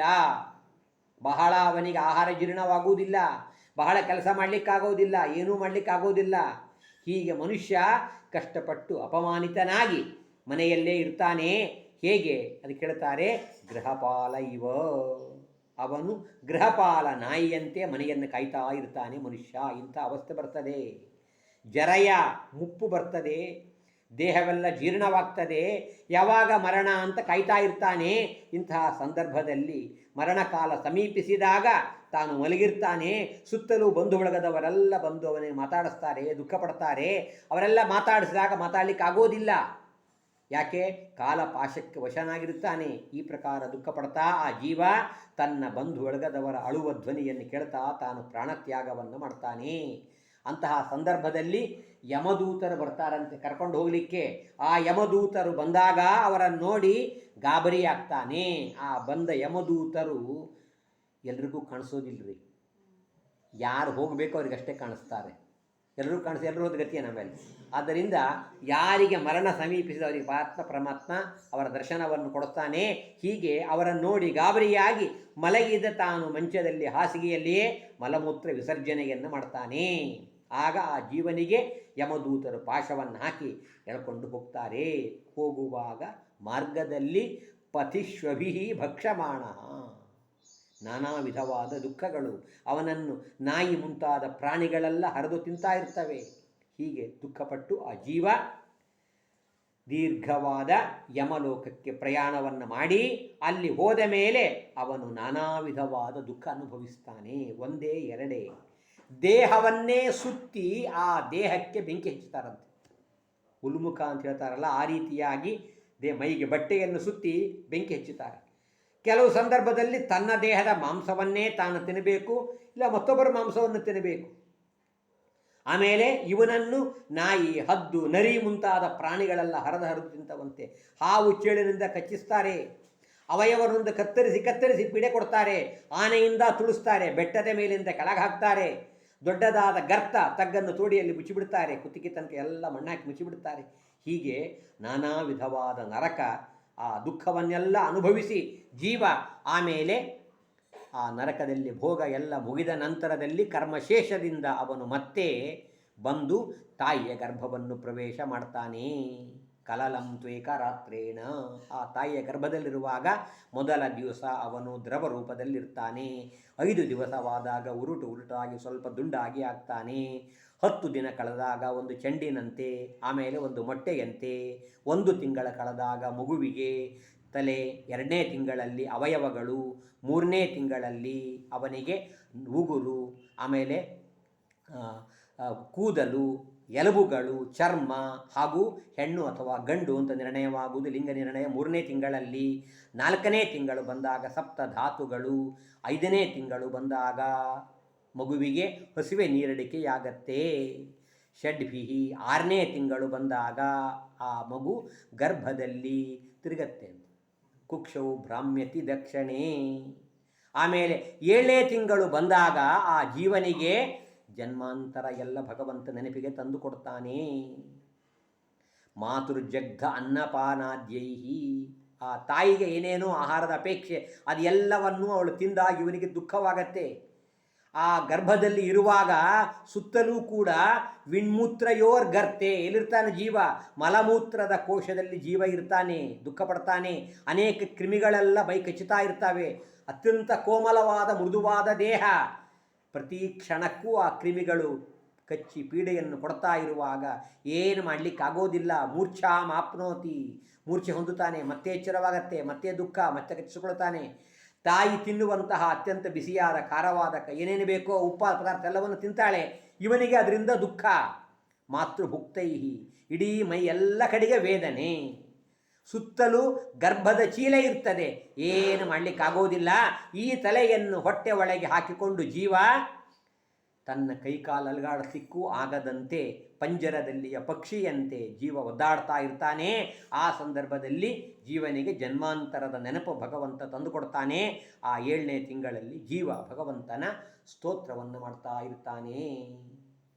ಹೇ ಸ್ವಾಮಿ ಪರಮಾತ್ಮ, ನಿನ್ನ ಇಚ್ಛೆಯಿಂದ ನಾನಿಲ್ಲಿ ಈ ಒಂದು ಸಂಸಾರಕ್ಕೆ ಬಂದಿದ್ದೇನೆ, ಗರ್ಭದಲ್ಲಿ ವಾಸ ಮಾಡ್ತಾ ಇದ್ದೇನೆ. ನಾನು ಇಲ್ಲಿಂದ ಹೊರಗೆ ಹೋದ ಮೇಲೆ ಪರಮಾತ್ಮ ವ್ರಜಾಮಿ ಶರಣಂ ನ ಕುತೋ ಭಯಂ ಮೇ, ನಿನ್ನನ್ನೇ ಶರಣ ಹೊಂದುತ್ತೇನೆ ಅಂತ ಹೇಳಿ ಆ ಜೀವ ಭಗವಂತನನ್ನು ಸ್ತೋತ್ರವನ್ನು ಮಾಡ್ತಾ, ಯನ್ಮಾಯಯೋರು ಗುಣಕರ್ಮ ನಿಬಂಧನೇಸ್ಮಿನ್ ಸಂಸಾರಿಕೆ ಪಥಿ ಚರಂತದಶ್ರಮೇಣ ತದತಿಶ್ರಮೇಣ ನಷ್ಟಸ್ಮೃತಿ ಪುನರಯಂ ಪ್ರವೃಣೀತ ಲೋಕೋ ಯುಕ್ತ್ಯಾಕಯಾ ಮಹದನುಗ್ರಹ ಮಂತರೇಣ. ಆ ಗರ್ಭದಲ್ಲಿರುವಾಗ ಜೀವನಿಗೆ ಪರಮಾತ್ಮ ಸ್ಮರಣೆಗೆ ಕೊಡ್ತಾನೆ. ಏ ಭಗವಂತ, ನಿನ್ನ ಇಚ್ಛೆಯಿಂದ ಈ ಒಂದು ಸತ್ವ ರಜಸ್ತಮೋ ಗುಣಾತ್ಮಕವಾದ ಕರ್ಮದಿಂದ ನಿಮಿತ್ತಕವಾಗಿ ಬಂದಿರತಕ್ಕಂಥ ಈ ಒಂದು ಸಂಸಾರದಲ್ಲಿ ನಾನು ಸಂಚಾರ ಮಾಡ್ತಾ ಮಾಡ್ತಾ ಮಾಡ್ತಾ ಈಗ ಇಲ್ಲಿ ಬಂದಿದ್ದೇನೆ. ಪರಮಾತ್ಮ, ನಿನ್ನನ್ನೇ ನಾನು ಮರೆತಿದ್ದೇನೆ ಸ್ವಾಮಿ. ಆ ಭಗವಂತನ ಸ್ಮರಣೆಯಾಗಿ ಭಜನೆ ಮಾಡಬೇಕು ಅಂದರೆ ಮತ್ತೆ ಮಹಾತ್ಮರ ಅನುಗ್ರಹ ಬೇಕು. ತಾಯಿಯ ದೇಹದಲ್ಲಿರುವಾಗ ಜೀವನಿಗೆ ಬಹಳ ದುಃಖ. ಯಾಕೆ? ದೇಹಿ ಅನ್ಯ ದೇಹ ವಿವರೇ. ಓನರ್ ಇದ್ದ ಪಕ್ಕದಲ್ಲಿಯೇ ಬಾಡಿಗೆ ಮನೆಯಾಗಿರಬಾರ್ದು ಅದು ಕೂಡ. ಅದೇನು ಕಷ್ಟ ಅಂತಿದ್ದವ್ರಿಗೆ ಗೊತ್ತಿರುತ್ತೆ. ಆ ರೀತಿಯಾಗಿ ಎಲ್ಲೋ ಪಕ್ಕದಲ್ಲಲ್ಲ, ಒಬ್ಬ ಜೀವನ ದೇಹದ ಒಳಗೆ, ದೇಹದ ಒಂದು ಮೂಲೆಯಲ್ಲಿ ಕೂತಿರ್ಬೇಕು ಈ ಜೀವ ಒದ್ದಾಡ್ತಾ. ಅಲ್ಲಿರ್ತಕ್ಕಂತಹ ಅಸೃಕ್ ವಿಣ್ಮೂತ್ರ ಕೂಪ ಪತಿತ, ಮಲ ಮೂತ್ರ ಇದರಲ್ಲಿ ಬಿದ್ದು ಜೀವ ಅತ್ಯಂತ ತಪ್ತನಾಗಿ ಆ ಉಷ್ಣದಿಂದ ಒದ್ದಾಡ್ತಾ ಎಣಿಸ್ತಾನಂತೆ, ಎಷ್ಟು ದಿನ ಬಾಕಿ ಇದೆ ಇನ್ನು ಹೊರಗೆ ಹೋಗಲಿಕ್ಕೆ, ಎಷ್ಟು ಕಷ್ಟ ಇದೆ ಅಂತ ಲೆಕ್ಕ ಮಾಡ್ತಾ ಇರ್ತಾನೆ ಜೀವ. ಆಮೇಲಂತಾನೆ, ನಾನು ಈ ಗರ್ಭದಲ್ಲಿ ಇದ್ದರೂ ಕೂಡ ಚಿಂತೆ ಇಲ್ಲ. ನಿರ್ಜಿಗಮಿಷೇ ಬಹಿರಂಧ ಕೂಪೆ, ನಾನು ಹೊರಗೆ ಹೋಗೋದೇ ಬೇಡ. ಯಾಕೆ? ಹೊರಗೆ ಹೋಗಿಬಿಟ್ರೆ ಮತ್ತೆ ಈ ಸಂಸಾರ, ಹೆಂಡತಿ ಮಕ್ಕಳು, ಯಾರಿಗೋ ಮಗ, ಯಾರಿಗೋ ಮೊಮ್ಮಗ, ಯಾರಿಗೋ ಅಳಿಯ ಸೋದರಳಿಯ, ಮತ್ತೊಂದು ಮುಗುದೊಂದು ಅಂತ ಹೇಳಿ ಜೀವ ಅಂತಾನೆ ಮತ್ತೆ ಸಂಸಾರ, ಮತ್ತೆ ಭಗವಂತನ ಮಾಯೆ, ಮತ್ತೆ ಮೋಹ ಬೇಡ, ನಾನಿಲ್ಲೇ ಇರ್ತೀನಿ ಅಂತ ಜೀವ ಹೀಗೆಲ್ಲ ಆಲೋಚನೆ ಮಾಡ್ತಾ ಇರುವ ಕಾಲಕ್ಕೆ 9 ತಿಂಗಳು ಮುಗಿದು 10 ತಿಂಗಳು ಪ್ರಾಪ್ತವಾದಾಗ ಪ್ರಸೂತಿ ವಾಯುವಿನಿಂದ ಪ್ರೇರಿತನಾದ ಜೀವ ಗರ್ಭದಿಂದ ಹೊರಗೆ ಬರ್ತಾನೆ. ಹೊರಗೆ ಬಂದು ಆ ಜೀವ ವಿನಿಷ್ಕ್ರಾಮತಿ ಕೃಚ್ಛ್ರೇಣ, ಗರ್ಭದಿಂದ ಜೀವ ಹೊರಗೆ ಬಂದು ಗತಸ್ಮೃತಿ, ಹೊರಗೆ ಬಂದ ಎಲ್ಲ ವಿಸ್ಮೃತಿ, ಯಾವುದು ನೆನಪಿರುವುದಿಲ್ಲ. ಪತಿತಃ ಭುವಿ ಅಸೃಂಮೂತ್ರೇ ವಿಷ್ಟಾಭೂರಿ ವಚೇಷ್ಟತೆ, ಅಳತಾನಂತೆ ಜೀವ, ರೋರೋಯತಿ. ಆ ಮಗುವಾಗಿರುವಾಗ ಜೀವನಿಗೆ ಸುಖ ಉಂಟೆ? ಪರಚ್ಛಂದಂ ನ ವಿದುಷಾ, ಆ ಜೀವನಿಗೆ ತನಗೇನು ಬೇಕು ಅಂತ ಹೇಳಲಿಕ್ಕಾಗೋದಿಲ್ಲ. ಯಾಕೆ? ಹಸಿವೆಯಾಗಿರುತ್ತೆ, ತೊಟ್ಲ ಹಾಕಿ ತುಗೆ ತುಗ್ತಾರೆ, ಮಲ್ಕೋ ಅಂತ. ಹಂಗೆ ಹಸಿವೆಯಾಗಿ ಹಾಲು ಕುಡಿಸ್ರಿ ಹೇಳಲಿಕ್ಕೆ ಬರೋದಿಲ್ಲ. ಹೊಟ್ಟೆ ತುಂಬಿರುತ್ತೆ, ಮತ್ತೆ ಹಾಲು ಕುಡಿಸ್ತಾರೆ, ಕುಡಿ ಅಂತ ಹೇಳಿ. ಹಾಲು ಬೇಡ, ನನಗೆ ತೊಟ್ಲ ಹಾಕಿ ಮಲಗಿಸ್ರಿ ಅಂತ ಹೇಳಿ ಬರೋದಿಲ್ಲ. ಹೀಗೆ ಜೀವ ಕಾಲ ಕಲಿತಾನೆ. ಆಮೇಲೆ ಮಲಗಿರುವಾಗ ಅಶುಚಿ ಪರ್ಯಂಕೆ ಜಂತು ಶಯಿತಃ, ಮಲಗಿರ್ತಾನೆ ರಾತ್ರಿ ಹಾಸಿಗೆಯಲ್ಲಿ ಮಲಮೂತ್ರ ವಿಸರ್ಜನೆ ಆಗಿರುತ್ತೆ, ಹಾಗೆ ಮಲಗಿರಬೇಕು. ತಾಯಿಗೆ ಎಚ್ಚರವಾಗಿ ಯಾಕೋ ಬಹಳ ಹೊತ್ತಾಯ್ತು ಮಲಗಿರಿ ಅಳ್ತಾ ಇದೆ ಅಂತ ನೋಡಿದರೆ ಆಗ ಮಲಮೂತ್ರ ವಿಸರ್ಜನೆ ಆಗಿರುತ್ತೆ, ಅಲ್ಲಿ ತನಕ ಹಾಗೆಯೇ ಮಲಗಿರಬೇಕು. ಆಮೇಲೆ ಹಾಸಿಗೆಯಲ್ಲಿ ಸೊಳ್ಳೆ ತಿಗಡೆ ಕಚ್ಚುತ್ತಾ ಇದ್ದರೆ ಹೇಳಲಿಕ್ಕಾಗೋದಿಲ್ಲ, ತುರಿಸ್ಕೊಳ್ಳಿಕ್ಕಾಗೋದಿಲ್ಲ, ಮಗ್ಲಾಗ್ಲಿಕ್ಕಾಗೋದಿಲ್ಲ, ಎಲ್ಲ ದುಃಖ ಅನುಭವಿಸಬೇಕು. ಹೀಗೆ ಶೈಶವಾವಸ್ಥೆಯನ್ನು ಸುಖವಿದೆ ಹೇಳಿ ಅಂತಂತಾರೆ. ಆಮೇಲೆ ಕ್ರಮವಾಗಿ ದೇಹ ದೊಡ್ಡವನಾದಂತೆ ಇವನು ದೊಡ್ಡವನಾಗ್ತಾ ಹೋಗ್ತಾನೆ. ದೊಡ್ಡವನಾಗಿ ದೇಹ ಬೆಳೆದಂತೆ ದೇಹದ ಜೊತೆಗೆ ಅವನಲ್ಲಿ ಅಭಿಮಾನ ಅಹಂಕಾರ ಎಲ್ಲ ಬೆಳೆದು ಆಮೇಲೆ ಮುಂದೆ ಅಹಂಕಾರ ಮಮಕಾರಕ್ಕೆ ವಶನಾಗಿ ತದರ್ಥಂ ಕುರುತೆ. ಆಮೇಲೆ ಅವನು ದುಷ್ಟರ ಸಹವಾಸ ಮಾಡಬಾರದೆಲ್ಲ ಕಾರ್ಯಗಳು ಈ ಪ್ರಕಾರ ಮಾಡಿ ದುಷ್ಟರ ಆ ಒಂದು ಸಹವಾಸದಿಂದ ಜೀವ ಮತ್ತೆ ಜಗಳ ಕಲಹ ಇವೆಲ್ಲವನ್ನು ಮಾಡ್ತಾ ಅವನು ಸಂಸಾರದಲ್ಲಿ ಒದ್ದಾಡ್ತಾನೆ. ಪರಮಾತ್ಮ ಅಂತ ನೋಡು ತಾಯಿ, ನನ್ನ ಒಂದು ಬಲ ಏನು ಗೊತ್ತೇ, ನನ್ನ ಸಾಮರ್ಥ್ಯ ಅಂತಂದರೆ 3 ಲೋಕವನ್ನು ಗೆದ್ದು ಬಂದಿರತಕ್ಕಂಥ ಎಂಥ ವ್ಯಕ್ತಿ ಇರಬಹುದು, ದಿಗ್ಜಯ ಮಾಡಿಕೊಂಡು ಬಂದಿರತಕ್ಕಂಥ ವ್ಯಕ್ತಿ, ಅವನನ್ನು ಕೇವಲ ತನ್ನ ಹುಬ್ಬಿನ ಚಲನೆಯಿಂದ ತನ್ನ ವಶ ಮಾಡಿಕೊಳ್ತಾಳೆ. ಯಾರು? ಹೆಣ್ಣು, ಸ್ತ್ರೀ. ಅದಕ್ಕಾಗಿ ಮನುಷ್ಯ ಎಂದೂ ಕೂಡ ಸ್ತ್ರೀ ಸಂಘವನ್ನು ಸರ್ವಥಾ ಮಾಡಬಾರದು ಇತ್ಯಾದಿಯಾಗಿ ಭಗವಂತ ಅದಕ್ಕೆಲ್ಲ ಬೇಕಾದಷ್ಟು ಅರ್ಥಗಳನ್ನು ಹೇಳ್ತಾರೆ. ಪರಮಾತ್ಮ ತಾಯಿಗೆ ಉಪದೇಶವನ್ನು ಮಾಡಿ ಇಷ್ಟೆಲ್ಲ ಆದ ಮೇಲೆ ಭಗವಂತ ತನ್ನ ಉಪದೇಶವನ್ನೆಲ್ಲ ಉಪಸಂಹಾರ ಮಾಡಿ, ತಾಯಿ ನೀನು ನಾನು ಉಪದೇಶ ಮಾಡಿದ ಕ್ರಮದಲ್ಲಿ ಚಿಂತನೆಯನ್ನು ಮಾಡು ಅಂತ ಪರಮಾತ್ಮ ತಿಳಿಸಿ ಅಲ್ಲಿಂದ ಹೊರಟು ಹೋಗ್ತಾ ಇದ್ದಾನೆ. ಯಾವಾಗ ಭಗವಂತ ತಾನು ಹೊರಟು ಹೋಗ್ತಾ ಇದ್ದಾನೋ ಅವನು ಹೋದ ನಂತರದಲ್ಲಿ ದೇವಹೂತಿ ಏನು ಮಾಡಿದ್ಲು, ತನ್ನ ಏನು ಮನೆ ಐಶ್ವರ್ಯ ಸಂಪತ್ತು ಎಲ್ಲ ಇತ್ತು ಆ ಸರಸ್ವತಿ ನದಿಯ ತೀರ. ಅವಳ ಐಶ್ವರ್ಯ ಎಷ್ಟಿತ್ತು ಅಂತಂದರೆ ದೇವತೆಗಳು ಕೂಡ ಅಪೇಕ್ಷೆ ಪಡುವಂಥ ಒಂದು ಅವಳ ಮನೆಯಲ್ಲಿ ಐಶ್ವರ್ಯ ಇತ್ತು. ಕುಳಿತುಕೊಳ್ಳಲಿಕ್ಕೆ ಆಸನಗಳೇ ಬಂಗಾರದ ಆಸನವಂತೆ. ಆಸನಾನಿಚ ಹೈಮಾನಿ ಸುಖ ಸ್ಪರ್ಶ ಆಸ್ತರಣಾನಿಚ, ಅದರ ಮೇಲೆ ಕುಳಿತುಕೊಂಡ್ರೆ ಇಲ್ಲೇ ಪರ್ಮನೆಂಟ್ ಕೂಡಬೇಕು ಅನ್ನುವಷ್ಟು ಮೆತ್ತಗಿನ ಆ ಎಲ್ಲ ಗಾದಿ ಇರ್ತಿತ್ತಂತೆ. ಅಷ್ಟು ಅದ್ಭುತವಾದ ಗ್ರಹದ ಉದ್ಯಾನವೇನು. ಆಮೇಲೆ ಸ್ವಚ್ಛ ಸ್ಫಟಿಕ ಕುಡ್ಯೇಶು, ಗೋಡೆ ಕಲ್ಲು ಸಿಮೆಂಟ್ ಅಲ್ಲ, ಸ್ಫಟಿಕದಿಂದ ಮರಕತ ಮಣಿಯಿಂದ ನಿರ್ಮಿತವಾದದ್ದು, ರತ್ನದ ದೀಪಗಳು ಹಿಡಿದು ನಿಂತಿರ್ತಕ್ಕಂಥ ಅನೇಕ ಕನ್ಯೆಯರು, ಈ ಅದ್ಭುತವಾಗಿರ್ತಕ್ಕಂಥ ಅವಳ ಮನೆ. ಇಂತಹ ಮನೆಯನ್ನೆಲ್ಲ ಬಿಟ್ಟು ಅವಳು ವೈರಾಗ್ಯವನ್ನು ತಾಳಿ ಭಗವಂತನ ಉಪದೇಶ ಮಾಡಿದ ಕ್ರಮದಲ್ಲಿ ಧ್ಯಾನವನ್ನು ಮಾಡ್ತಾ ಮಾಡ್ತಾ ಮಾಡ್ತಾ ಅವಳು ಪರಮಾತ್ಮನನ್ನು ಹೊಂದಿದಳು, ಸಿದ್ಧಿಯನ್ನು ಪಡೆದಳು. ಅವಳು ಎಲ್ಲಿ ಸಿದ್ಧಿಯನ್ನು ಪಡೆದಳೋ ಆ ಕ್ಷೇತ್ರಕ್ಕೆ ಸಿದ್ಧಪುರ ಎಂಬುದಾಗಿ ಕರೀತಾರೆ. ಅಲ್ಲಿ ಅವಳ ದೇಹವೇ ನದಿಯಾಗಿ ಹರಿತು ಅಂತ, ಸಿದ್ಧಿದ ಎಂಬ ನದಿಯಾಗಿ ಅವಳ ದೇಹ ಹರಿತು ಎಂಬುದಾಗಿ ತಿಳಿಸ್ತಾರೆ. ಇಂತಹ ಒಂದು ಪವಿತ್ರವಾಗಿರ್ತಕ್ಕಂಥ ಕ್ಷೇತ್ರ ಮಾತೃಗಯಾ ಕ್ಷೇತ್ರ. ಆ ಮಾತೃಗಯಾ ಕ್ಷೇತ್ರಕ್ಕೆ ಹೋದಾಗ ತಾಯಿ ತೀರಿದ ನಂತರದಲ್ಲಿ ಆ ತಾಯಿಯ ಪ್ರೀತಿಗಾಗಿ ಶ್ರಾದ್ದವನ್ನು ಮಾಡಿ 16 ಪಿಂಡಗಳನ್ನು ಕೊಡಬೇಕು ಅಂತ ಶಾಸ್ತ್ರ ಹೇಳುತ್ತೆ. ಆ 16 ಪಿಂಡಗಳನ್ನು ಇಡುವಾಗ ಒಂದೊಂದಕ್ಕೂ ಒಂದೊಂದು ಮಂತ್ರವನ್ನು ಹೇಳಿ, ತಾಯಿ ನಾನು ಗರ್ಭದಲ್ಲಿರುವಾಗ ನೀನು ಎಷ್ಟೆಲ್ಲ ಕಷ್ಟವನ್ನು ಸಹನೆ ಮಾಡಿಕೊಂಡಿ, ನಿನಗೆ ನಾನು ಮಲ್ಕೊಳ್ಳಿಕ್ಕೆ ಅವಕಾಶ ಕೊಡಲಿಲ್ಲ, ನಿನಗೆ ಸರಿಯಾಗಿ ಊಟ ಮಾಡಲಿಕ್ಕೆ ಕೊಡಲಿಲ್ಲ, ಬಹಳ ಭಾರವನ್ನು ನೀನು 9 ತಿಂಗಳು ಹೊತ್ತುಕೊಂಡು ಸಹನೆ ಮಾಡಿದ್ದಿ. ನಾನು ಗರ್ಭದಲ್ಲಿರುವಾಗ ದುಃಖ, ಹುಟ್ಟುವಾಗ ದುಃಖ, ಹುಟ್ಟಿದ ಮೇಲೆ ದುಃಖ ಅಂತ ಹೇಳಿ ಒಂದೊಂದೂ ಕೂಡ ಆ ತಾಯಿ ಮಾಡಿದ ಉಪಕಾರವನ್ನು ಸ್ಮರಿಸಿ, ನೀನು ನನ್ನ ಸಲುವಾಗಿ ಎಷ್ಟೋ ತಿಂಗಳಗಟ್ಟಲೆ ರಾತ್ರಿ ನಿದ್ದೆ ಮಾಡಲಿಲ್ಲ, ರೋಗವಾದಾಗ ರಾತ್ರಿಗೆಲ್ಲ ಎಚ್ಚರ ಇದ್ದು ನನ್ನನ್ನು ಸುಖವಾಗಿ ಮಲಗಿಸಿದ್ದಿ, ನೀನು ಒದ್ದೆಯಾದ ಹಾಸಿಗೆಯಲ್ಲಿ ಮಲಗಿ ನನ್ನನ್ನು ಬೆಚ್ಚಗಿನ ಒಣವಾದ ಜಾಗದಲ್ಲಿ ಮಲಗಿಸಿ ರಕ್ಷಣೆ ಮಾಡಿದ್ದಿ. ಹೀಗೆ ಆ ಎಲ್ಲ ಒಂದೊಂದು ಉಪಕಾರಕ್ಕಾಗಿ ನಾನು ನಿನಗೆ ಪಿಂಡವನ್ನು ಕೊಡ್ತೀನಿ ಅಂತ ಹೇಳಿ ತಾಯಿ ಉಪಕಾರವನ್ನು ಸ್ಮರಿಸಿ ಆ ಒಂದು ಶ್ರಾದ್ದವನ್ನು ಮಾಡಿ, ತಾಯಿ ಋಣ ತೀರುವುದಿಲ್ಲ, ಕಿಂಚಿತ್ ಆ ತಾಯಿ ಋಣ ತೀರಲಿಕ್ಕಾಗಿ ಈ ಒಂದು ವಿಧಾನವನ್ನು ಶಾಸ್ತ್ರ ಹೇಳುತ್ತೆ. ಆ ರೀತಿಯಾಗಿ ಪರಮಾತ್ಮನ ಕಪಿಲೋಪದೇಶ ಉಪಸಂಹಾರವನ್ನು ಮಾಡಿ ಆಮೇಲೆ ಮುಂದೆ ಸ್ವಯಂಭುವ ಮನುವಿನ ಹಿರಿಯ ಮಗಳ ಕಥೆ ಹೇಳಲಿಕ್ಕೆ ಆರಂಭವನ್ನು ಮಾಡ್ತಾ ಇದ್ದಾರೆ. ಸ್ವಯಂಭುವ ಮನುವಿನ ಜ್ಯೇಷ್ಠ ಮಗಳಾಗಿರ್ತಕ್ಕಂಥ ಆಕೂತಿ, ಆ ಆಕೂತಿಯನ್ನು ರುಚಿ ಎಂಬತಕ್ಕಂಥ ಒಬ್ಬ ಪ್ರಜಾಪತಿ, ಆ ರುಚಿ ನಾಮಕ ಪ್ರಜಾಪತಿಗೆ ಕೊಟ್ಟು ವಿವಾಹವನ್ನು ಮಾಡಿದಾಗ ಅಲ್ಲಿ ಪರಮಾತ್ಮ ತಾನು ಹುಟ್ಟಿ ಬರ್ತಾ ಇದ್ದಾನೆ. ಯಜ್ಞ ನಾಮಕನಾಗಿ ಭಗವಂತ ಹುಟ್ಟಿದ. ಲಕ್ಷ್ಮೀದೇವಿ ದಕ್ಷಿಣ ಅಂತ ಹುಟ್ಟಿ ಬರ್ತಾ ಇದ್ದಾಳೆ. ಅವರಿಬ್ಬರೂ ಮದುವೆಯಾದರಂತೆ.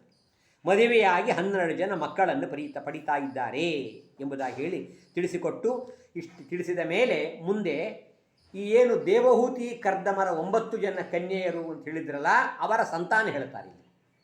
ಅವರ ಸಂತಾನವನ್ನು ನಿರೂಪಣೆಯನ್ನು ಮಾಡ್ತಾ, ಮರೀಚಿ ಋಷಿಗಳಿಗೆ ಕಲಾ ಎಂಬ ಹೆಂಡತಿಯಲ್ಲಿ ಕಶ್ಯಪ ಮತ್ತು ಪೂರ್ಣಿಮಾ ಅಂತ 2 ಮಕ್ಕಳಾದ. ಆಮೇಲೆ ಅತ್ರಿ ಋಷಿಗಳ ಹೆಂಡತಿ ಅನಸೂಯ, ಅವಳಿಗೆ 3 ಜನ ಮಕ್ಕಳು, ದತ್ತಾತ್ರೇಯ, ದೂರ್ವಾಸ ಮತ್ತು ಚಂದ್ರ. ದತ್ತಾತ್ರೇಯ ಸಾಕ್ಷಾತ್ ವಿಷ್ಣುವಿನ ಅವತಾರ, ದೂರ್ವಾಸರು ರುದ್ರಾವತಾರ. ಬ್ರಹ್ಮದೇವರು ಅವತಾರ ಮಾಡಬೇಕಾಗಿತ್ತು, ಆದರೆ ಬ್ರಹ್ಮದೇವರಿಗೆ ಭೂಲೋಕದಲ್ಲಿ ಅವತಾರವಿಲ್ಲ. ಹಾಗಾಗಿ ಬ್ರಹ್ಮದೇವರ ಆವೇಶದಿಂದ ಕೂಡಿದ ಚಂದ್ರ ಇಲ್ಲಿ ಹುಟ್ಟಿ ಬರ್ತಾ ಇದ್ದಾನೆ. 3 ಜನ ಮಕ್ಕಳು ಹುಟ್ಟಿದರು. ಇಷ್ಟು ಕೇಳಿದ ವಿದುರ ಪ್ರಶ್ನೆ ಮಾಡ್ತಾನೆ ಮೈತ್ರೇಯರಿಗೆ, ಯಾಕೆ ಈ 3 ಜನ ಬ್ರಹ್ಮ ವಿಷ್ಣು ಮಹೇಶ್ವರರು ಅತ್ರಿ ಋಷಿಗಳ ಹೆಂಡತಿಯಲ್ಲಿ ಅವತಾರ ಮಾಡಿದರು, ಏನು ಕಾರಣ ಅಂತ ಕೇಳಿದಾಗ ಉತ್ತರ ಕೊಡ್ತಾ ಇದ್ದಾರೆ. ಬ್ರಹ್ಮದೇವರ ಪ್ರೇರಣೆಯಂತೆ ಅತ್ರಿ ಋಷಿಗಳು ತಾವು ಕೂಲ ಎಂಬ ಪರ್ವತಕ್ಕೆ ಹೋಗಿ ಅಲ್ಲಿ 100 ವರ್ಷಗಳ ಪರ್ಯಂತ ತಪಸ್ಸನ್ನು ಮಾಡ್ತಾ ಇದ್ದಾರೆ. ನನಗೆ ಉತ್ತಮ ಸಂತಾನ ಬೇಕು, ನಿಮ್ಮಂಥ ಮಗನು ಬೇಕು ಅಂತ ತ್ರಿಮೂರ್ತಿಗಳನ್ನು ಬ್ರಹ್ಮ ವಿಷ್ಣು ಮಹೇಶ್ವರನ್ನು ಕುರಿತು ತಪಸ್ಸು ಮಾಡಿದಾಗ 3 ಜನರು ಕೂಡ ಅಲ್ಲಿಗೆ ಬಂದು, ಹಂಸದ ಮೇಲೆ ಕುಳಿತ ಬ್ರಹ್ಮದೇವರು, ಆಮೇಲೆ ಎತ್ತಿನ ಮೇಲೆ ಕುಳಿತ ರುದ್ರದೇವರು, ಗರುಡಾರೂಢನಾದ ವಿಷ್ಣು 3 ಜನ ಬಂದು ವರವನ್ನು ಕೊಟ್ಟಿದ್ದಾರೆ.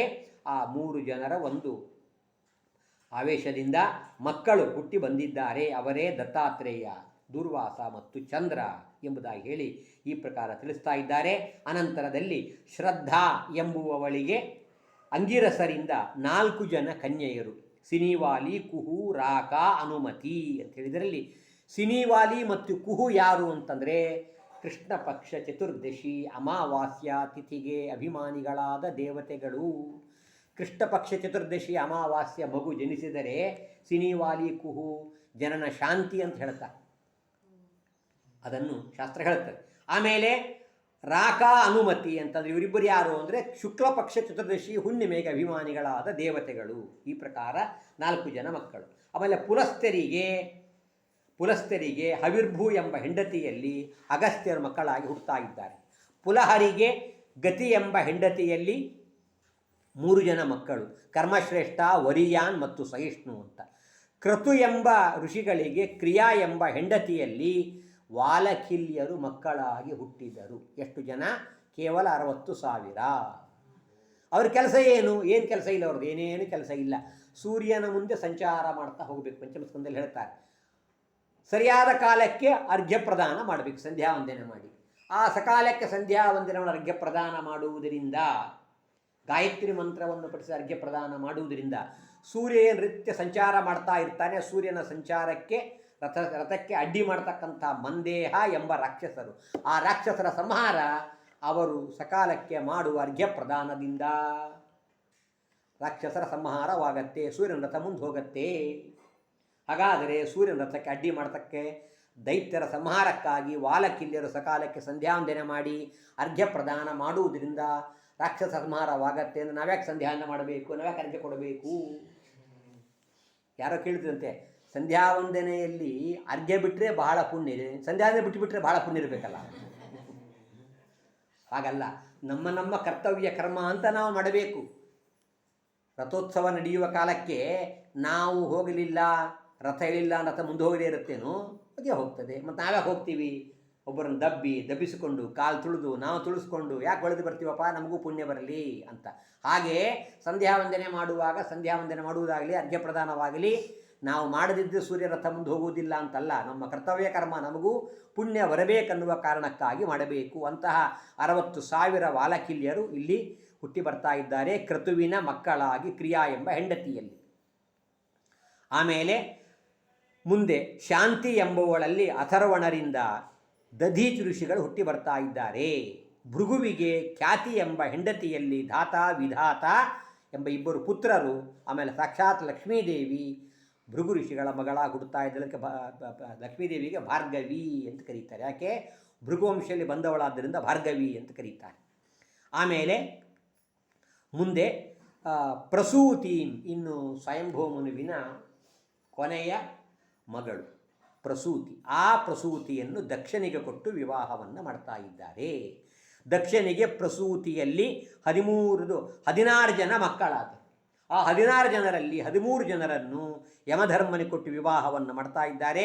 ಒಬ್ಬಳನ್ನು ಅಗ್ನಿಗೆ, ಮತ್ತೊಬ್ಬಳನ್ನು ಪಿತೃದೇವತೆಗಳಿಗೆ, ಇನ್ನೊಬ್ಬಳನ್ನು ರುದ್ರದೇವರಿಗೆ ಕೊಟ್ಟು, ಹೀಗೆ 16 ಜನ. ಯಮಧರ್ಮನಿಗೆ 13, ಆಮೇಲೆ ಅಗ್ನಿ, ಪಿತೃಗಳು, ರುದ್ರ 3 ಜನರಿಗೆ 3 ಜನರನ್ನು ಕೊಟ್ಟು ವಿವಾಹವನ್ನು ಮಾಡಿದ್ದಾರೆ. ಅವರ ಸಂತಾನವನ್ನೆಲ್ಲ ನಿರೂಪಣೆಯನ್ನು ಮಾಡ್ತಾ ಎಲ್ಲರಿಗೂ ಈ 13 ಜನ 15 ಜನರಿಗೂ ಸಂತಾನವಾಯಿತು. ಆದರೆ ಸತೀದೇವಿಗೆ, ರುದ್ರದೇವರ ಮಡದಿಯಾದ ಸತೀದೇವಿಗೆ ಮಾತ್ರ ಸಂತಾನವಾಗದೆ ಅವಳು ದೇಹವನ್ನು ತ್ಯಾಗ ಮಾಡಿದಳು ಅಂತ ಹೇಳಿದಾಗ ಏನು ಕಾರಣ ಅಂತ ರುದ್ರದೇವರ ಮತ್ತು ಪಾರ್ವತಿಯ ಒಂದು ಕಥೆಯನ್ನು ಹೇಳಬೇಕು. ಸತೀದೇವಿಯ ಕಥೆ ಅಂತ ಹೇಳಿದ ಸಂದರ್ಭದಲ್ಲಿ ಅದಕ್ಕೆ ಹೇಳ್ತಾ ಇದ್ದಾರೆ, ಒಂದು ಸಲ ದಕ್ಷ ಪ್ರಜಾಪತಿ ತಾನು ದೊಡ್ಡದಾದ ಒಂದು ಯಾಗವನ್ನು ಮಾಡ್ತಾ ಇದ್ದಾನೆ. ಆ ಯಾಗವನ್ನು ಮಾಡ್ತಾ ಇರುವ ಕಾಲಕ್ಕೆ ಏನಾಯಿತು, ಎಲ್ಲ ದೇವತೆಗಳು ಅದಕ್ಕೆ ಆ ಯಜ್ಞಕ್ಕೆ ಬಂದಿದ್ದಾರೆ. ಸಾಕ್ಷಾತ್ ಬ್ರಹ್ಮದೇವರು, ರುದ್ರದೇವರು ಎಲ್ಲರೂ ಬಂದಿದ್ದಾರೆ. ಎಲ್ಲರೂ ಬಂದು ಸೇರಿದಾಗ ಆ ಯಜ್ಞ ಆರಂಭವಾಗಬೇಕು. ಯಜಮಾನ ದಕ್ಷ ಪ್ರಜಾಪತಿ ಸಭಾವನ್ನು ಪ್ರವೇಶ ಮಾಡಿದ. ಯಜಮಾನ ಬಂದಾಗ ಎಲ್ಲರೂ ಎದ್ದು ನಿಂತು ಸತ್ಕಾರ ಮಾಡಿದರು. ಆದರೆ ಬ್ರಹ್ಮದೇವರು ಕುಳಿತಿದ್ದರು, ಅವರ ಪಕ್ಕದಲ್ಲಿ ರುದ್ರದೇವರು ಅವರು ಕುಳಿತಿದ್ದಾರೆ. ಉಳಿದವರಲ್ಲೇ ಎದ್ದು ನಿಂತರು. ಯಾಕೆ, ಯಜಮಾನ ಬಂದ ಅಂತ ನಮ್ಮ ಗೌರವದಿಂದ. ಎಲ್ಲವನ್ನು ನೋಡಿದ ದಕ್ಷ ಪ್ರಜಾಪತಿ. ನೋಡಿ ಬ್ರಹ್ಮದೇವರಿಗೆ ನಮಸ್ಕಾರ ಮಾಡಿ ತಾನು ಕುಳಿತುಕೊಂಡು ತನಗಿಂತಲೂ ಮುಂಚೆ ಆಸನದಲ್ಲಿ ಆಸೀನರಾದ ತನ್ನ ಅಳಿಯ ರುದ್ರದೇವರನ್ನು ನೋಡಿ ಅತ್ಯಂತ ಸಿಟ್ಟಿನಿಂದ, ಕೆಂಪು ಕಣ್ಣಿನಿಂದ ಅಳಿಯನನ್ನು ನೋಡ್ತಾ ಎಲ್ಲ ಸಭೆಯನ್ನು ಉದ್ದೇಶ ಮಾಡಿ ಹೇಳ್ತಾ ಇದ್ದಾನೆ, ಶ್ರೂಯತಾಂ, ಋಷಿಗಳೇ ಕೇಳಿ, ಈ ನನ್ನ ಅಳಿಯನ ಒಂದು ವ್ಯವಹಾರ ನೋಡಿ. ನಾನೇನು ಮಾತ್ಸರ್ಯ ಅಥವಾ ಅಜ್ಞಾನದಿಂದ ಹೇಳ್ತಾ ಇಲ್ಲ. ಈ ದಿಕ್ಪಾಲಕನಾಗಿರ್ತಕ್ಕಂಥ ನನ್ನ ಅಳೆಯ ರುದ್ರ, ಇವನಿಗೆ ವ್ಯವಹಾರ, ರೀತಿ, ನೀತಿ, ಸಭ್ಯತೆಯ ನಡೆ ಗೊತ್ತಿಲ್ಲ. ಯಾಕೆ, ನಾನು ಬಂದಾಗ ಎದ್ದು ನಿಲ್ಲುವಷ್ಟು ಒಂದು ಗೌರವವನ್ನು ತೋರಿಸಲಿಲ್ಲ. ನನ್ನ ಮಗಳ ಮದುವೆಯಾಗಿ ಬಿಟ್ಟ. ಎಂಥ ರುದ್ರ ಇವನು, ಮರ್ಕಟಲೋಚನ, ಕಪಿಯಂತೆ ಕಣ್ಣಿವೆ ಅಂತ ಬೈತಾನೆ ರುದ್ರದೇವರು. ಎಂಥ ದೊಡ್ಡ ದೇವತೆ. ಎದ್ದು ನಿಂತು ನನಗೆ ಸತ್ಕಾರ ಮಾಡಬೇಕಾದ ಪ್ರಸಂಗದಲ್ಲಿ ಕೊನೆಯ ಪಕ್ಷ ಮಾತಿನಿಂದಾದರೂ ಬರ್ರಿ ಅಂತ ಒಂದು ಮಾತು ಕರಿಬೇಕಾಗಿತ್ತು, ಹೇಳಬೇಕಾಗಿತ್ತು. ಅದೂ ಮಾಡಲಿಲ್ಲ. ವಾಸ ಮಾಡುವುದಿಲ್ಲಿ ಅಡ್ರೆಸ್ ಸ್ಮಶಾನ. ಯಾರು ಪರಿವಾರ, ಪ್ರೇತ ಭೂತಗಳು. ಹಾಕ್ಕೊಂಡಿದ್ದೇನು, ಪ್ರೇತಗಳ ಎಲುಬುಗಳ ಮಾಲೆ. ಇವನಿಗೆ ಶಿವ ಅಂತ ಕರೀತಾರೆ. ಇಂಥವರಿಗೆ ನನ್ನ ಮಗಳನ್ನು ಬ್ರಹ್ಮದೇವರ ಮಾತು ಕೇಳಿ ಕೊಟ್ಟು ಮದುವೆ ಮಾಡಿಬಿಟ್ಟೆ ಅಂತ ಹೀಗೆ ಬೈದು ಶಾಪವನ್ನು ಕೊಡ್ತಾ ಇದ್ದಾನೆ ರುದ್ರದೇವರಿಗೆ ದಕ್ಷ ಪ್ರಜಾಪತಿ. ಇನ್ನು ಮುಂದೆ ಈ ದಕ್ಷಿಣೆಗೆ ಯಜ್ಞದಲ್ಲಿ ಯಾವ ಆಹುತಿ ಸಿಗುವುದು ಬೇಡ. ಶಾಪ ಕೊಟ್ಟಾಗ ಏನಾಯಿತು, ರುದ್ರದೇವರು ಸುಮ್ಮನಿದ್ದು ಶಾಂತರಾಗಿ ಭಗವದ್ ಧ್ಯಾನ ಮಾಡ್ತಾ ಇದ್ದರು. ಆದರೆ ರುದ್ರದೇವರ ಅನುಚರರಲ್ಲಿ ಒಬ್ಬನಾದ ನಂದೀಶ್ವರ ಅವನು ಶಾಪ ಕೊಡ್ತಾ ಇದ್ದಾನೆ. ಏನಂತ, ಅಲ್ಲ, ರುದ್ರದೇವರು ಯಾವ ದ್ರೋಹವನ್ನೂ ಮಾಡಿಲ್ಲ, ಏನೂ ಅಪರಾಧ ಮಾಡಿಲ್ಲ. ವಿನಾಕಾರಣವಾಗಿ ರುದ್ರದೇವರಿಗೆ ಶಾಪವನ್ನು ಕೊಟ್ಟ ಈ ದಕ್ಷ ಪ್ರಜಾಪತಿ ತತ್ವಜ್ಞಾನದಿಂದ ಲೋಪವಾಗಲಿ ಅಂತೇಳಿ ಈ ಪ್ರಕಾರ ಶಾಪವನ್ನು ಕೊಟ್ಟಿದ್ದಾನೆ. ಹೀಗೆ ಶಾಪ ವಿಶಾಪವೆಲ್ಲ ನಡೀತಾ ಇದೆ. ಆ ಸಂದರ್ಭದಲ್ಲಿ ರುದ್ರದೇವರು ಆ ಸಭೆಯಿಂದ ಎದ್ದು ಹೊರಟು ಹೋದರು. ಎಲ್ಲ ರುದ್ರರು ಹೊರಟು ಹೋದ ಮೇಲೆ ಮುಂದೆ ಆ ಯಜ್ಞವನ್ನೆಲ್ಲ ಮಾಡಿ ಮುಗಿಸಿದ್ದಾರೆ. ಯಜ್ಞ ಪರಿಪೂರ್ಣವಾಯಿತು. ಇಲ್ಲಿ ಒಂದು ಮಾತು ಹೇಳ್ತಾರೆ, ದಕ್ಷ ಪ್ರಜಾಪತಿಗೆ ನಂದೀಶ್ವರ ಶಾಪ ಕೊಟ್ಟ, ಇವನಿಗೆ ತತ್ವಜ್ಞಾನ ಲೋಪವಾಗಲಿ ಎಂಬುದಾಗಿ. ತತ್ವಜ್ಞಾನ ಇದು ಲೋಪವಾಗತ್ತೋ ಅಂತ ಪ್ರಶ್ನೆ. ಅದಕ್ಕೆ ಆಚಾರ್ಯ ನಿರ್ಣಯ ಕೊಡ್ತಾರೆ, ಹಾಗಲ್ಲಪ್ಪ ನೋಡಿ, ತತ್ವಜ್ಞಾನ ಲೋಪವಾಗಲಿ ಅಂತ ಶಾಪ ಕೊಟ್ಟರೆ ಆ ಶಾಪ ಅದು ಶಾಶ್ವತವಲ್ಲ, ತಾತ್ಕಾಲಿಕ. ಜ್ಞಾನ ವಿಷಯಕವಾದ ಶಾಪ, ತಾರತಮ್ಯ ವಿಷಯಕವಾದ ಶಾಪ ಇವೆಲ್ಲವೂ ಕೂಡ ಪರ್ಮನೆಂಟ್ ಅಲ್ಲ, ತಾತ್ಕಾಲಿಕ, ಕೆಲವು ಕಾಲವಷ್ಟೇ. ಯೇ ಜ್ಞಾನ ವಿಷಯ ಶಾಪಾ ನತೇ ಸಾರ್ವಕಾಲಿಕಾ.